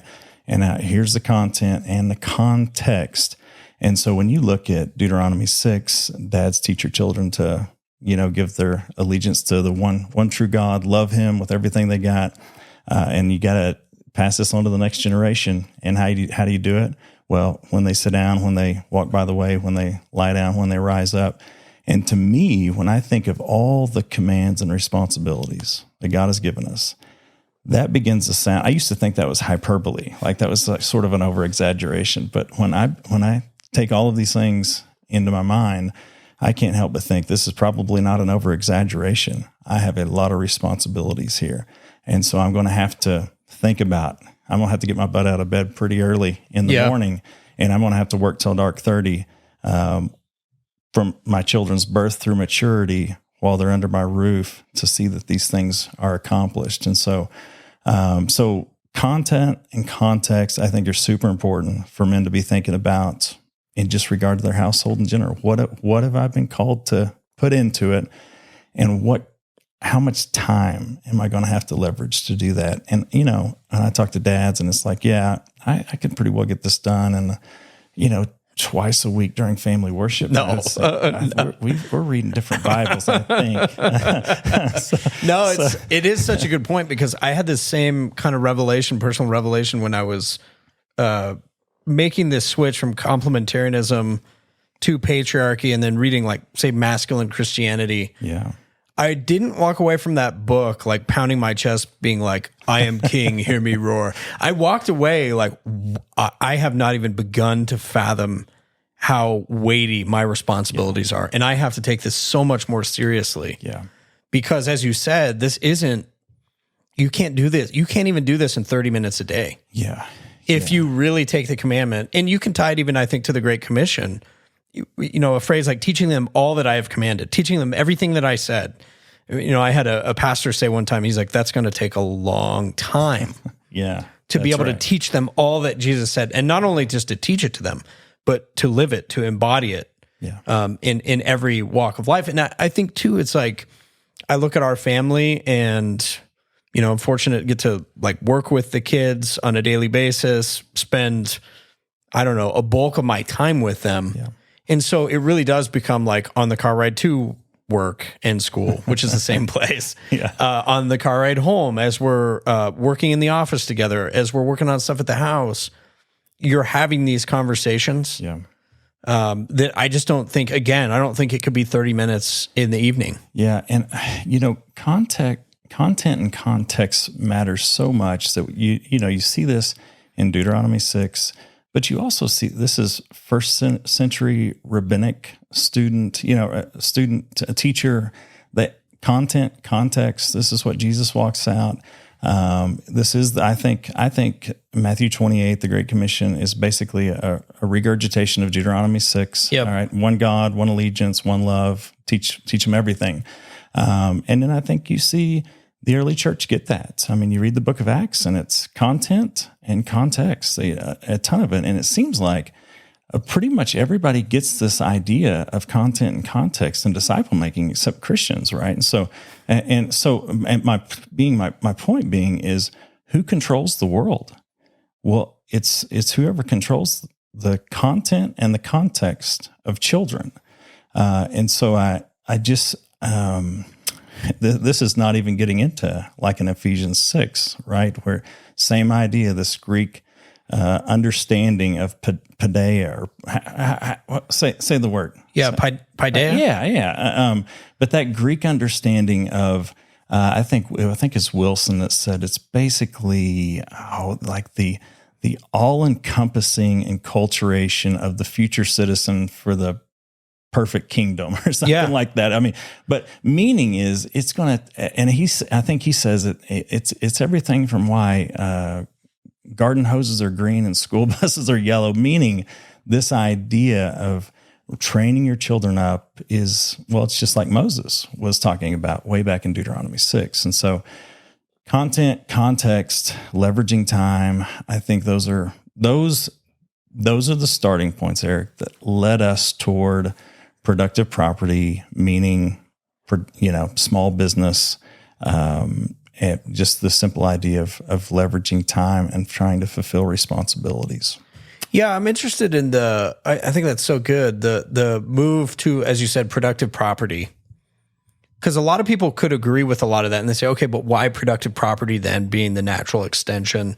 We've talked about some of this, but it seems like, the direction you were going with it was like, okay, well, we have to also, if I'm going to be with my kids all day or a majority of the day, a natural question would arise, what are we doing? Yeah.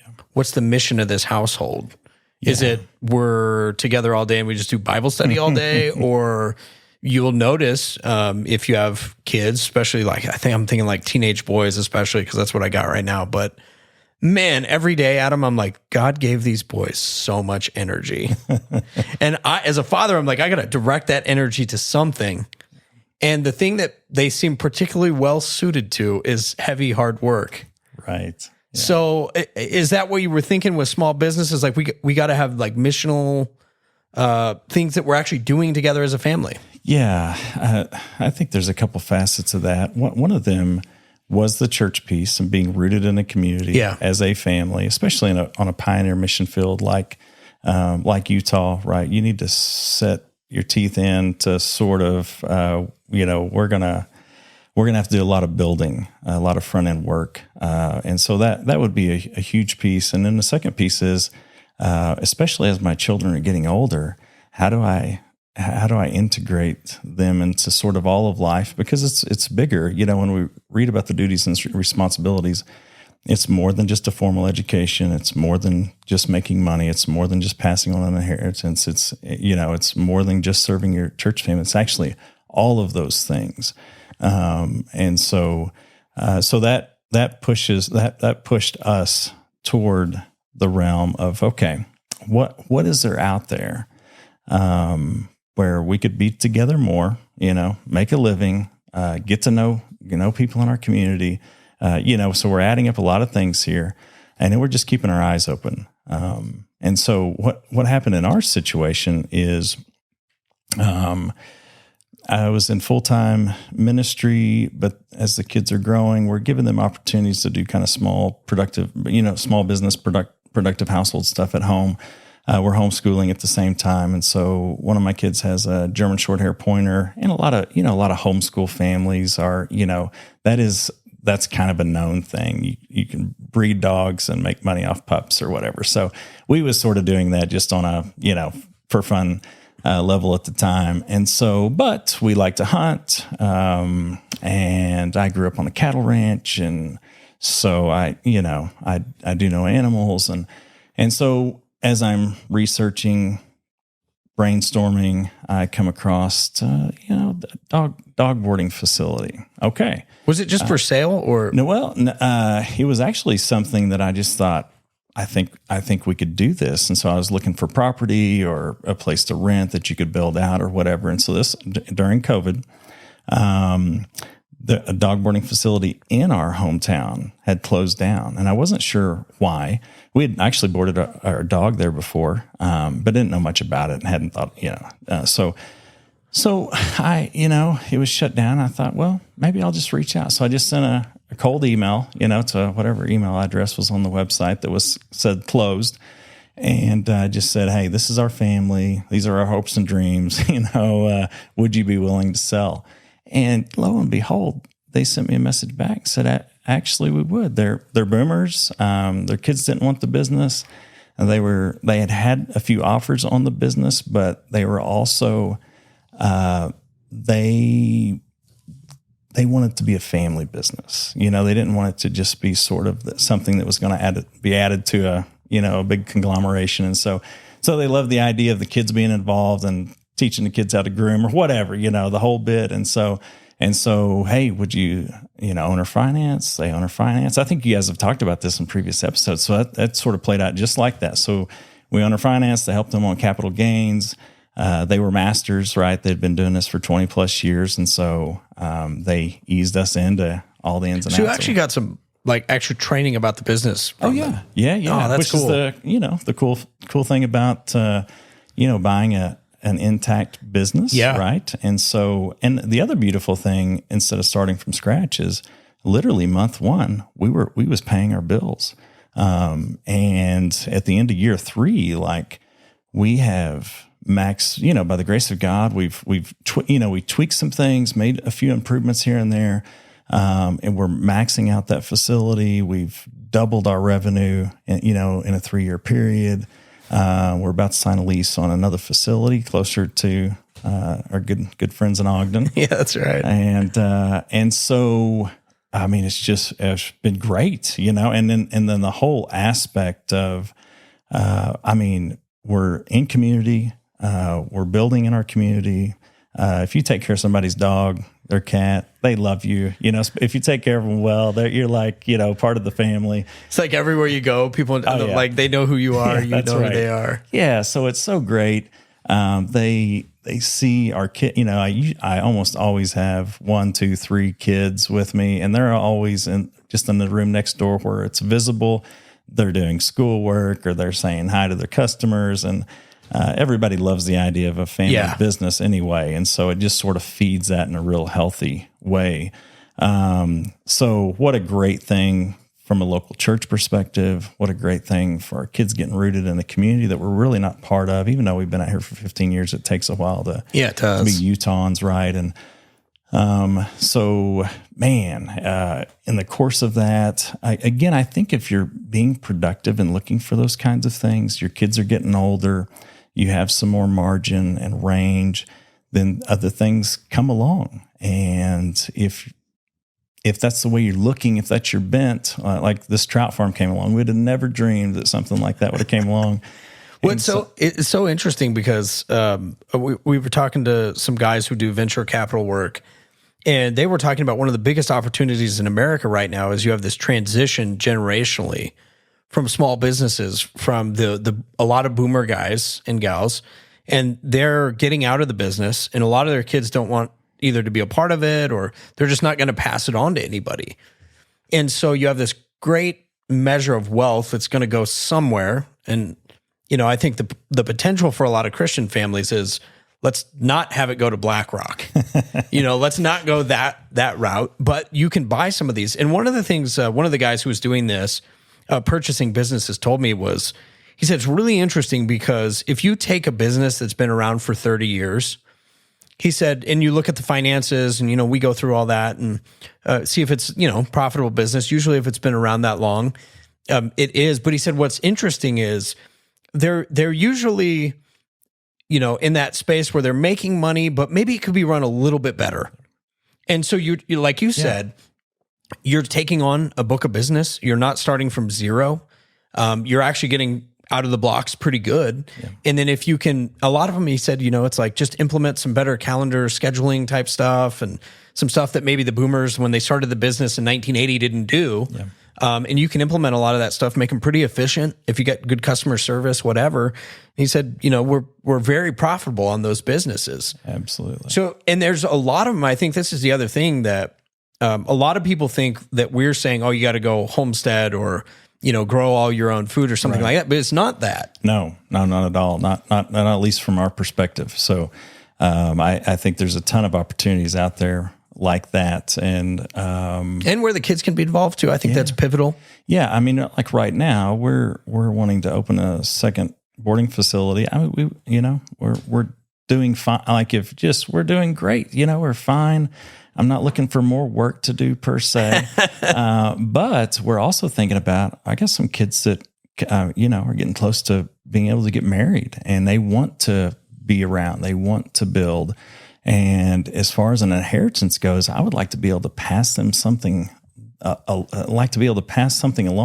not just cash, but productive property that actually that lends itself to a pretty healthy family paradigm, that integrated structure, right? And so if I could do both those things, both help them financially, and it's not only good financially, but man, this is a pretty nice way to raise a family. You can be together as much as you want. Well, you think that's about a win to me. Generational impact of that too. Yeah. Like the difference of, handing somebody a stack of cash and saying, here's 40 grand, here's 50 grand, whatever it is.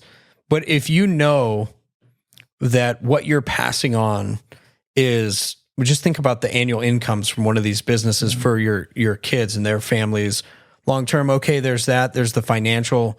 It's not just a one-time, blessing. But then also all the work, as you said, being able to pass on the idea and the legacy of productive household. Yeah. Because that was one of the things, Adam, honestly terrified me. I spent 15 years in corporate America, and Brian is phrased it this way. He said, I would do everything as I could as a dad to keep my kids off the corporate plantation, because I know what it was like to work there. For the most part, it was soul destroying. The people who own your business is just a nameless, faceless group of, hedge fund managers who their only interest was like buying, gutting, flipping, running skeleton crews. You would look, I remember one of the businesses I worked for 2 years, we got to the end of the 2 years and they had reported the CEO salary as like $620,000 that year. And that's not including like stock options or whatever else.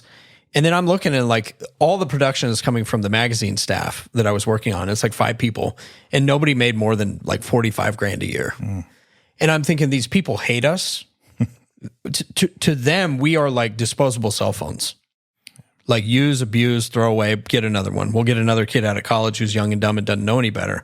So for me, I was like, I want to get out of that. I have no desire to be in it. But then if you escape from Egypt, like you got out from under Pharaoh, you're not to your next generation of kids going to be like, hey, who'd be really good to work for is Pharaoh. Yeah. No, and that means you've got to have other options on the table. So I love some of this. The other one I think that is so important, though, is the idea that generationally, like, let's say you pass a business on to one of your kids. It's not like, and this is something I think just that mindset from the world that you got to jettison.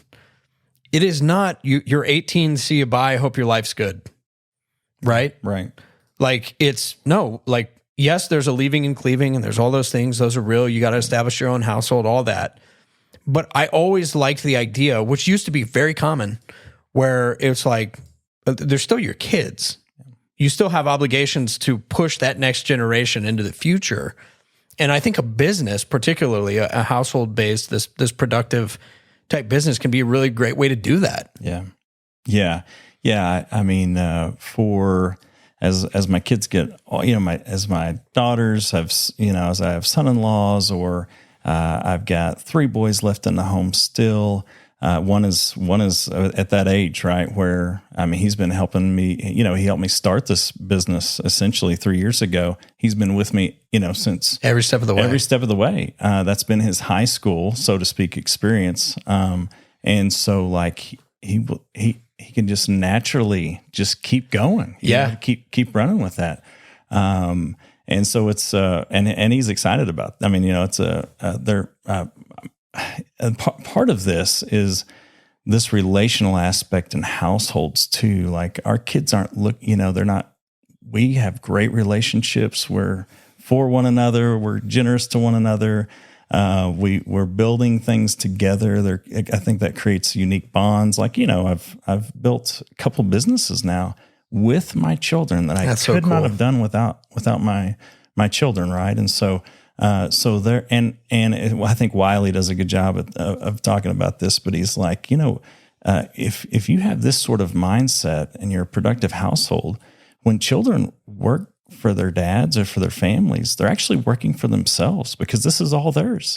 Yeah, isn't that great? This is all theirs.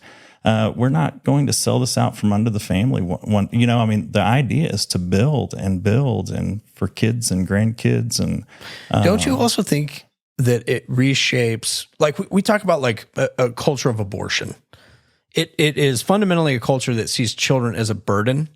Yeah. But when you get into this way of thinking and you really are like in a very real way, Ron Swanson was right. Child labor laws are destroying this country. But in a very real way, when I'm working with my kids, I'm like, wow, they're actually wildly productive, even at 12. Oh yeah. At 6. Yeah. And so there is a difference in the way that love happens in the home in very practical ways.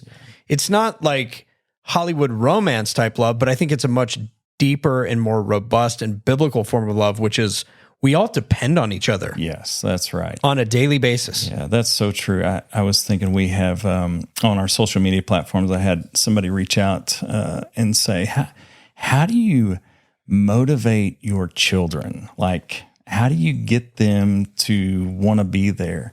And my response to them is, actually, I'm trying to keep up with them. I'm trying to keep up with their productive ideas and their productive projects. It's more about me trying to keep up with them. Yeah, and that's something. I am not a slave driver, running the ship here. This is something everybody's bought into. Which is interesting. I wonder why you think that is, because I've had the same experience where usually my kids are begging me for more to do. Yeah, right. But why? Why is that feature there? Yeah. I think when young people get a piece of a biblical worldview, they have the Lord and all of and it's this is a joyful thing for us. I mean, not that there aren't hard days and we get calluses and sweat. It was a hot summer, so we sweat a lot. It's not that because things are easy, but there's just a lot of joy and a lot of life. And when your family can kind of see where all this is going, right? It's this is God's economy. This is what wow, what a blessing, and we can be generous, and other people can come under the, quote unquote shelter of our household. Like we can have employees, people we love that can work for us. And we've seen this in our church family too, like in guys in real estate, and wow, look, that God's enabled them to build a pretty integrated family economy here, great business. And you know what? There's 5 other Christian families that we know that work under that. And it's I think there's a great momentum that begins to stir up. And I mean, we're kind of first generation starting. I just can't imagine what, 9 kids or multiple families with that love children, right? That are kind of doing these things. Once this just takes off for a generation or two, you can see how, this might be the idea of dominion that we're kind of talking. Yeah, we're seeing fanned in those early pages of Genesis and on. So, So I one of the things I did this summer, I was reading a book on family life, and it said, hey, if you're not sort of evaluating your household economy, you are definitely going to be more fragmented year to year, but generation to generation. And so the charge was, why don't you look at the day in one day in the life of your family? Oh, that's good. Okay, so what's one day in the life of a household look like? Because you take that day, you put it with 7, you put it with a month, you put it with a year, you put it with years, right? And that is what everybody has, a household economy. But what does yours look like? And so after I read that, I thought, that is a good idea. I mean, a man ought to be evaluating that one way or the other. You're probably going to go backwards. And so I've got a journal entry. Yeah, that's great. If you want me to roll. Yeah, with that. yeah, absolutely. This will probably be terrible, like a cold opening or something. No, that's great. But I'll just sort of give you the day in the life of a Monday morning in a pretty integrated household economy in that paradigm. And so, and I would say this, you may hear this and think, for good, bad, or ugly, you'll have an opinion. But I would just say Paige and I have been laboring at this for a couple decades now. This is not something that happened overnight. A lot of baby steps, in that direction. And so, irregardless of where you're at or how you hear this, just know that. So on this particular Monday morning, my 3 boys, I got 5 boys total, but 2 of them are already grown and out of the house. But I got a 17-year-old, a 12-year-old, and a 9-year-old still in the house. So they're up with me. 6 a.m, we're out the door, take care of the kennel. We got 50, 60 dogs over that weekend. That a lot of those will be going home, and so we work together. Me and those 3 boys work together until about 10:30 in the morning. During that time, there's a little bit of downtime, so we had time to knock out a couple formal school subjects. So that's what we're also doing during that period. My oldest daughter, who's 20 now, which might be another subject. We talked about daughters for a minute, but she also followed us to the kennel shortly after that. I think she got there about 7. She's grooming a dog or 2 that morning. So the 5 of us are together we're working, we're interacting with clients, we're doing schoolwork, all kinds of things during that 3 or 4 hour period. I will just, because you probably want to do this. So as a side note, I think older daughters in a productive household economy are just absolutely irreplaceable. My oldest daughter, her desire is to be a helpmate, a wife and a mom. That is her one longing. She's not looking for anything else. And so she's looking to be a good helpmate, to me as well, in all of this. And so, but lots of times people are like, they'll look at her and say, why aren't you in college, or why aren't you in a trade school? Like, don't you like to learn? And so that infuriates me to no end. And so I would just like to say, that you're talking to my daughter who just finished up reading a lengthy commentary on the 1689 London Baptist Confession. She's, I think I caught her yesterday reading Honor Thy Fathers, which is, That's great. Coming out of you guys. And so, just in the last couple of years, when she finished up what we call, most people would call formal education, formal homeschooling, last couple of years, she's been learning agriculture. She started her, an offshoot from our trout farm. So she's started a flower farm, tied into what we're already doing. She's learned aquaculture with that trout farm. Our goal has not ever been to teach her a vocation, but she has only known small business, dogs, grooming. She has, although this is unintentional, she at 20 years old has more vocational, wherewithal than most young men can even comprehend. Yeah, it's amazing. And so, I probably shouldn't have went down that's road. perfect. But anyway, so she's with me, but a couple of days a week, but by and large, she is helping Paige manage our household, helping with the education of the younger children, serving our church family. There's an endless amount of things that, a vibrant young 20-year-old is doing in our household, to be, that's just, we're so happy about. And so anyway, back at home that morning, Paige was also up and around with the 3 other girls, and they're 16, 15, and 13. We had a couple of young men staying at our house for the last couple of weeks. We often have, it's pretty normal for us to have young men, interns, living with us or whatnot. And so Paige, those guys are out the door. So Paige is cleaning up after guests. She's also got breakfast for everybody that's left. Then they're doing all their normal chores, and they're doing their formal schoolwork. They're also taking care of our personal dogs. So at this point in time, we got several gun dogs. We sell puppies from time to time. And so we just got rid of a litter of 11 pups, of which those kids have been handling for the last 8-9 weeks and dealing with, clients and registrations and all of those kinds of things. So part of them are doing that. We're late morning. Paige drops off a couple of the girls to go babysit for a family in our church. They have a doctor's appointment or whatnot. So they're taking care of their littles. Most of us, all but 2 of us, are then regathered at the house at 11. So prior to lunch, one of the boys mows the yard. I talk to my co-elder about church stuff for about an hour. Rest are doing school stuff. Paige gets lunch ready in the middle of all of that. And most days we sit down and eat lunch and dinner together as a household. Another beautiful, part of a family economy. As soon as we get done with lunch, a couple of the kids go with me to the farm. We have fish to take care of. We have chickens and pheasants and chucker and patented calf and flowers and you name it. So there's fence to be built. There's raceways to be cleaned. There's a couple of days a week, we harvest fish to take to a couple restaurants in Park City and Salt Lake City. And so that's going on. While I was at the farm with 2 kids, my oldest daughter's at a nursery getting stuff for the flower portion of the business. She will then meet me back that afternoon to groom.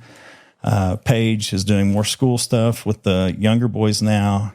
She goes to the grocery store. She picks up the 2 girls from babysitting. A couple of the kids and myself, we're back at the kennel in the afternoon with my oldest daughter again. So from 2:30 to 5:45, it's busy at the kennel. And so we got rid of about 35 dogs that day, checked in about 15 more. By the way, when I'm at the kennel, I'm usually answering emails, doing business books, engaging with chefs, doing sermon prep between people and kids, and all responding of that to my request for church discipline documents. Yeah, that's right. And so when Paige got back home that afternoon, she and 2 of the girls worked on more school and more chores and dinner. And I would just say this, for us, dinner is rarely thrown together. There's a lot of people and there's a lot of work. There's usually candles on the table. There's usually food that I couldn't have prepared. Like if there's bread, it was made from scratch. If there's pulled pork, Paige smoked it. Dinner takes a minute is all I'm saying. It's a dinner is kind of an event for us. We love the family table. And so it's a priority. And so she's done all that. At dinner, we sit down and talk about the day, things we've learned, business, books we've read. One of the younger sons he loves C.S. Lewis, and so he was reading something on Narnia in his spare time. And then one of my sons was reading Mere Christianity for some school, formal school work. And so that particular night was a C.S. Lewis discussion. And there you go. So after a big meal, a lot of people, a lot of cleanup, a lot of dishes, all of that's done while some of the family's doing that. We had an issue at the farm that I went and took care of with a couple of the other kids. I got back about 8:30 with them. We had family worship. And Monday nights for us we review sermon notes from the Sunday before. So that's what we did. Showers, bedtime rituals. I was currently reading the little boys, Lord of the Rings. And so that's what we did. 9 or 10 o'clock, we're wrapping things up. We're tired at that point, but I'd just say this, that throughout the day, kids were educated, books were read, devotions were had, essays were written, Legos were played, pictures were painted. Everybody plays an instrument in our house. So musical instruments were practiced.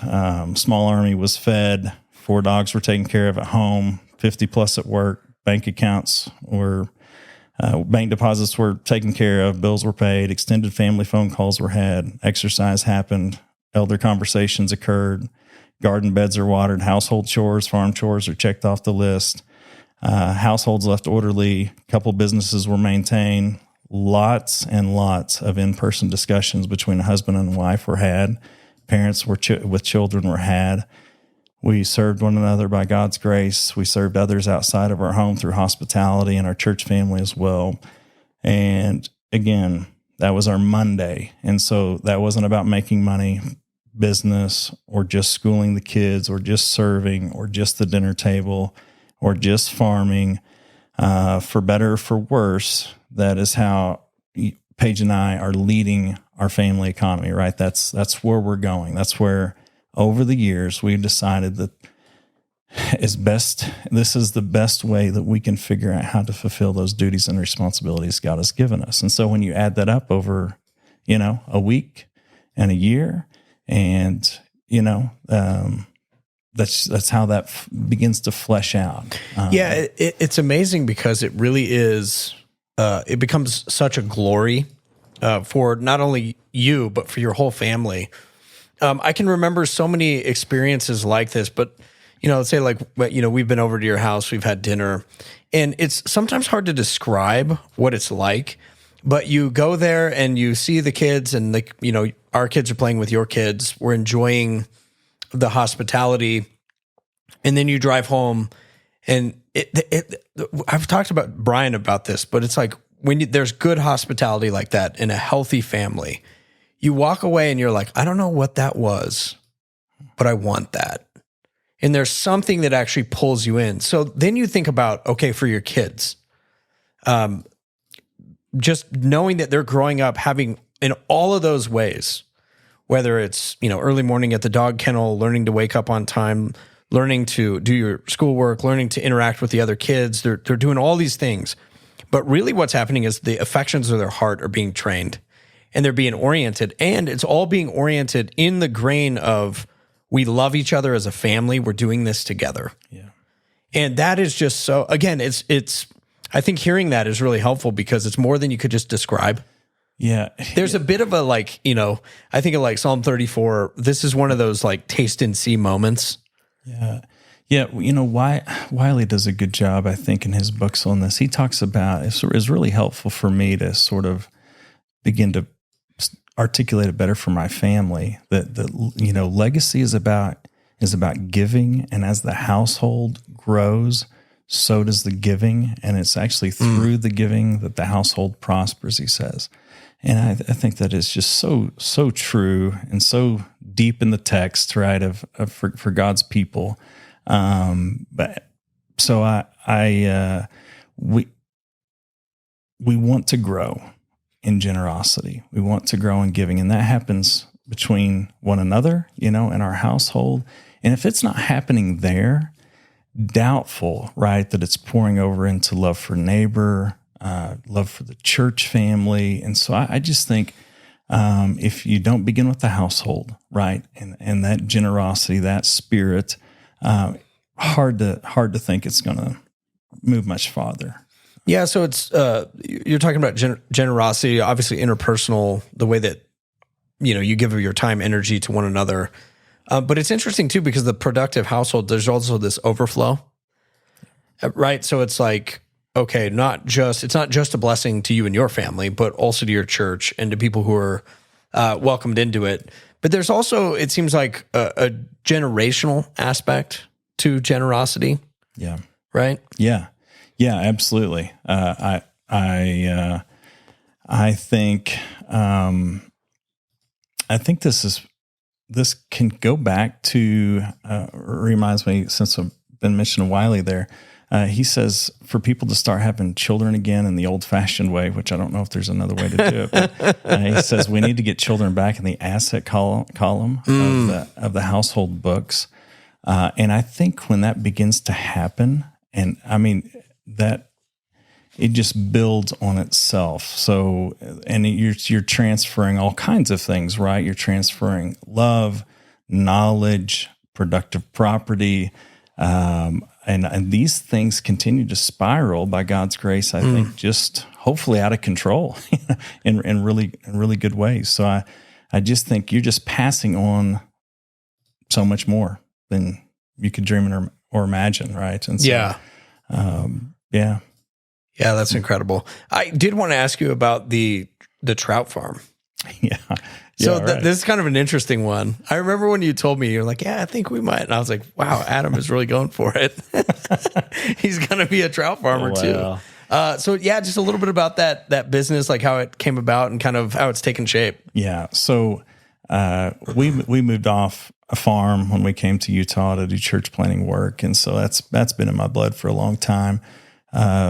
Utah, expensive living, hard to get into farm life. And so we had the opportunity to rent this farm.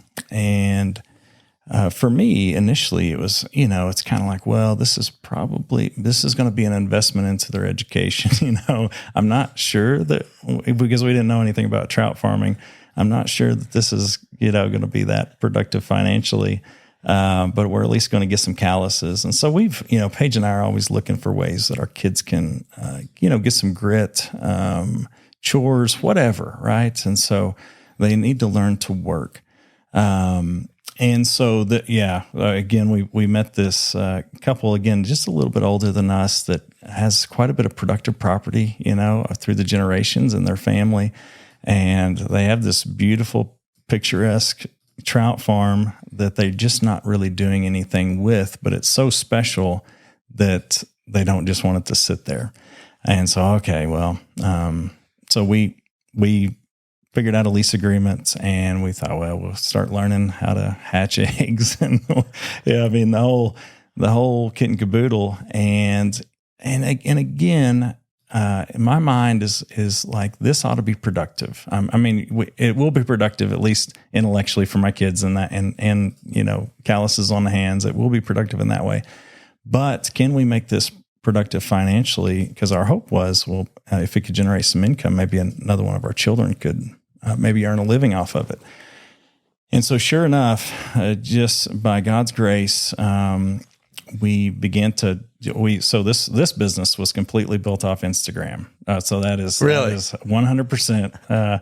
We started posting a few things and family story, what we're doing. And it is like, when I say picturesque, it's also the perfect environment health-wise to raise these beautiful fish. So the water is pristine, and it is perfect for healthy, clean eating these rainbow trout. And so you've got natural springs just underneath that are constantly bubbling up. Yeah, like 800 or 900 gallons a minute, but pouring out over this property. And so we're able to raise, 4,000 or 5,000 trout, well, really close to 10,000 a year, but 4,000 or 5,000 that could be ready for harvest, so to speak. And so it's not big. It's a small trout farm. I mean, it's a drop in the bucket compared to, what most people are doing. So it's not a big thing, but it is special in what we're able to provide. And so we've had these really incredible chefs reach out to us from Park City. And they found out through Instagram? Yeah. They reached out to us, and we're like, hey, and we're like, just so you know, we're trying to make this sustainable, and meaning like we're not mass producers of meat here. And so this is what the price will be for us to be sustainable. And they're like, we love it. We love the family concept. We love the fish.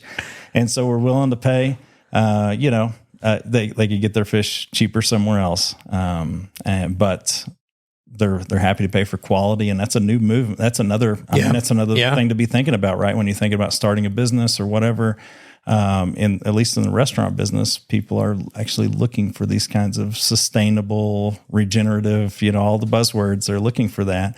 And so, but here we go. Now I'm just like trying not to oversell it, because we're off to a good start, and that's and I only great. have so many fish, so I want to. Yeah, but so that's. I love seeing the Instagram, either stories, reels, whatever they are. But just your little boys like lugging those coolers around. I was like, yeah, he's putting them to work, and they just look excited to do it. So you got Salt Lake, Park City. Yeah, that's our two main hubs. And again, you have to build up your product, and these fish take time to grow. And so, but yeah, we'll be able to, get to a point probably mid-year. And so within a year and a half, we ought to be able to get to a point where I think just the trout business might be able to sustain a household. Wow. That's incredible. Yeah. So, it's you have 2 dog kennels. There's a little farmhouse on there. They could, if somebody gets married, they can move into the farmhouse. That's great. And take over that portion. So that's awesome. Yeah. But Eric, I would not be able to do these things. I've got small army of people that are going in the same direction with me. I just would not be able to do. No. Nor are Paige and I doing that for ourselves or to build a bank account or whatever. Like we're just going to pass this on. Yeah, it'll just continue to be passed on, and that's the beauty of it. I think of all. So paradigms matter. Yeah. How you're setting up your household structure matters. Be careful, I think, who's driving the ship for you. Don't let the culture dictate, where you're going as a household. Make sure your starting point is with the Word of God. What has God commanded you to do? And in any way you can, start taking baby steps backwards to leverage your time, communicate well what you're doing. I think it's so important. I think a critical piece for any household is to know when you sit down at the dinner table tonight, everybody knows why you're doing what you're doing, and if God's word's driving that, I think you're continuing just to dump into them. God's word is sufficient. It's everything you need for life and godliness. Build your life on his worldview. Things aren't smooth every day. Nobody's saying any of that. There's plenty of hardship and all, But I think just the whole environment is just saying, keep your allegiance on one true God, love him, pass this on to the next generation. Look at the generosity that should be flowing out in love for neighbor as well. Prioritize your church family, build things together, try to help them, I love also build the relationships like we're doing here. Yeah. And let's keep cultivating these. Let's create more opportunities for more guys that are saying, yeah, look, I want to leave the corporate job, or I'm out of my house 60, 70 hours a week. I don't, it's not the best. I just want to head in a different direction. And let's try to do some of those things. Yeah, I love that. And it's such a great, it's a great picture too, I think, for our kids. And we talk about like rootedness and place. Yeah. And it's not just a metaphorical rootedness, but you actually have to be in one place. And one of the things we always talk about is we've got to have jobs to keep them and to be able to really do this work together. Because then you think about like multiplication. It's like, okay, yeah, it's you and your 9 children. But what about when it's you and your 9 children and their spouses and then your grandchildren? Yeah. I mean, this becomes sort of a tour de force now. Yeah, right. Yeah. Yeah, you need to build some good, strong bonds with other households, I think, and I think you need to be in church families. It's so helpful to be in church families that because part of the entrepreneurial side is taking risks. So I think how important it is to be with other wise men. Yeah, I listen to these podcasts. Yeah. A lot of these guys are from Refuge Church, and I just think, man, they're so articulate, so intelligent. Faithful men leading their households well. That's the kind of environment you want. You want these young men growing up in. Health, wisdom, accountability, so important. I think in all of this, I think what you kind of see in some of these highly integrated household economies too, is we're sort of lone rangers out here. We're doing our own thing, and the local church is sort of an afterthought. That is not how we think of all of this. We think of a highly integrated household in a very integrated church family,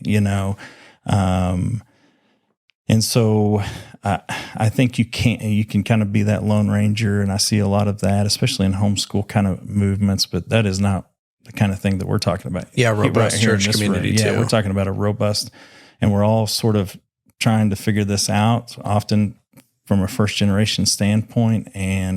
But there's a lot of zeal, a lot of hunger, and guys willing to get behind you too, and help and it's so encouraging. Build, man, it's just fun to think about. When I listen to the other podcasts on, I want to buy Bitcoin and gold, and I just want to do everything that they're, everything that's going on. But that's just, for a guy like me to sit with a guy like you and these other guys, and we get excited about that thing. Yep. But also children and wives, right? Like families get excited too. Yes. And so I think it's great. I see a good like men's culture being built, but also that ought to be stirred up in the family, in the home, and children ought to be seeing these kinds of things. And well, that's the incredible thing too. I think like when you're talking about productive households, one of the charges we always get in the patriarchy camp is, oh, you want your women to be dumb. And I'm like, I just want you to meet one of these ladies one time, and then compare them to like the man on the street, like young girl at college, the average college campus in America, and then talk to one of our young ladies. And it's like, they're just brilliant. They're amazing women. I think the other thing that's really stuck with me is that a woman and a godly wife, a helper, she is designed to put her full energy and weight into her husband's mission. Yeah. And a lot of times what we do, we take her and we go put her in like a corporate mission for a man who doesn't love her. But it is so cool to see like these ladies just, when they are just tapped into like, who God made them to be, who they are, what they can accomplish, their love for their children. Yeah. The other one too is funny. It's like, oh, like you just wanted to be like homeschooled and dumb. And then I'm like having a conversation with like a 14-year-old girl, and I'm like, they're like brilliant. they're reading like Dostoevsky and Jane Austen and Virgil and the Aeneid, and I'm like, yeah, you have no idea what's actually happening in these circles. That's so true. Yeah. Speaking of wives, that reminded me of Spurgeon, or his famous letter to his wife, and he just basically says, none has been lost in anything that I've done, only gain. And for us, all of this is. I think when I talk to a lot of guys about this, they and building and business and economics. One of the things that they usually say is, you know what, I noticed you don't say I a lot, but you say we a lot. Yeah. Meaning as, because we, the family is how this is happening, is how this is going on. So we're doing this together, which is the beauty. I mean, that is the critical piece of all of that. So, I agree. That's so cool. And these children never cease to amaze me. All the potential God's given them. So yeah, it's so cool. For people who want to follow along, we'll include the links in the show notes so you can check those out. But Instagram. Yeah, that's the main. I mean, we have some websites, but Instagram's probably the easiest way to follow us. Like Whistling Springs Trout Farm. Okay. Ellie's Pet Hotel. We, if you like hunting stuff, the Bear River Gun Dogs. Those are all Instagrams that we kind of keep up to date. But yeah, that'd be good. You can see a little bit of what's going on there. Yeah, and come out to the annual conference. Usually you guys are there. We have you out of the booth. We love being there. Yeah, it's good. Awesome. Well, Adam, I appreciate it. Thank you so much for joining me on this episode of the podcast. Hey, thanks for having me, Eric.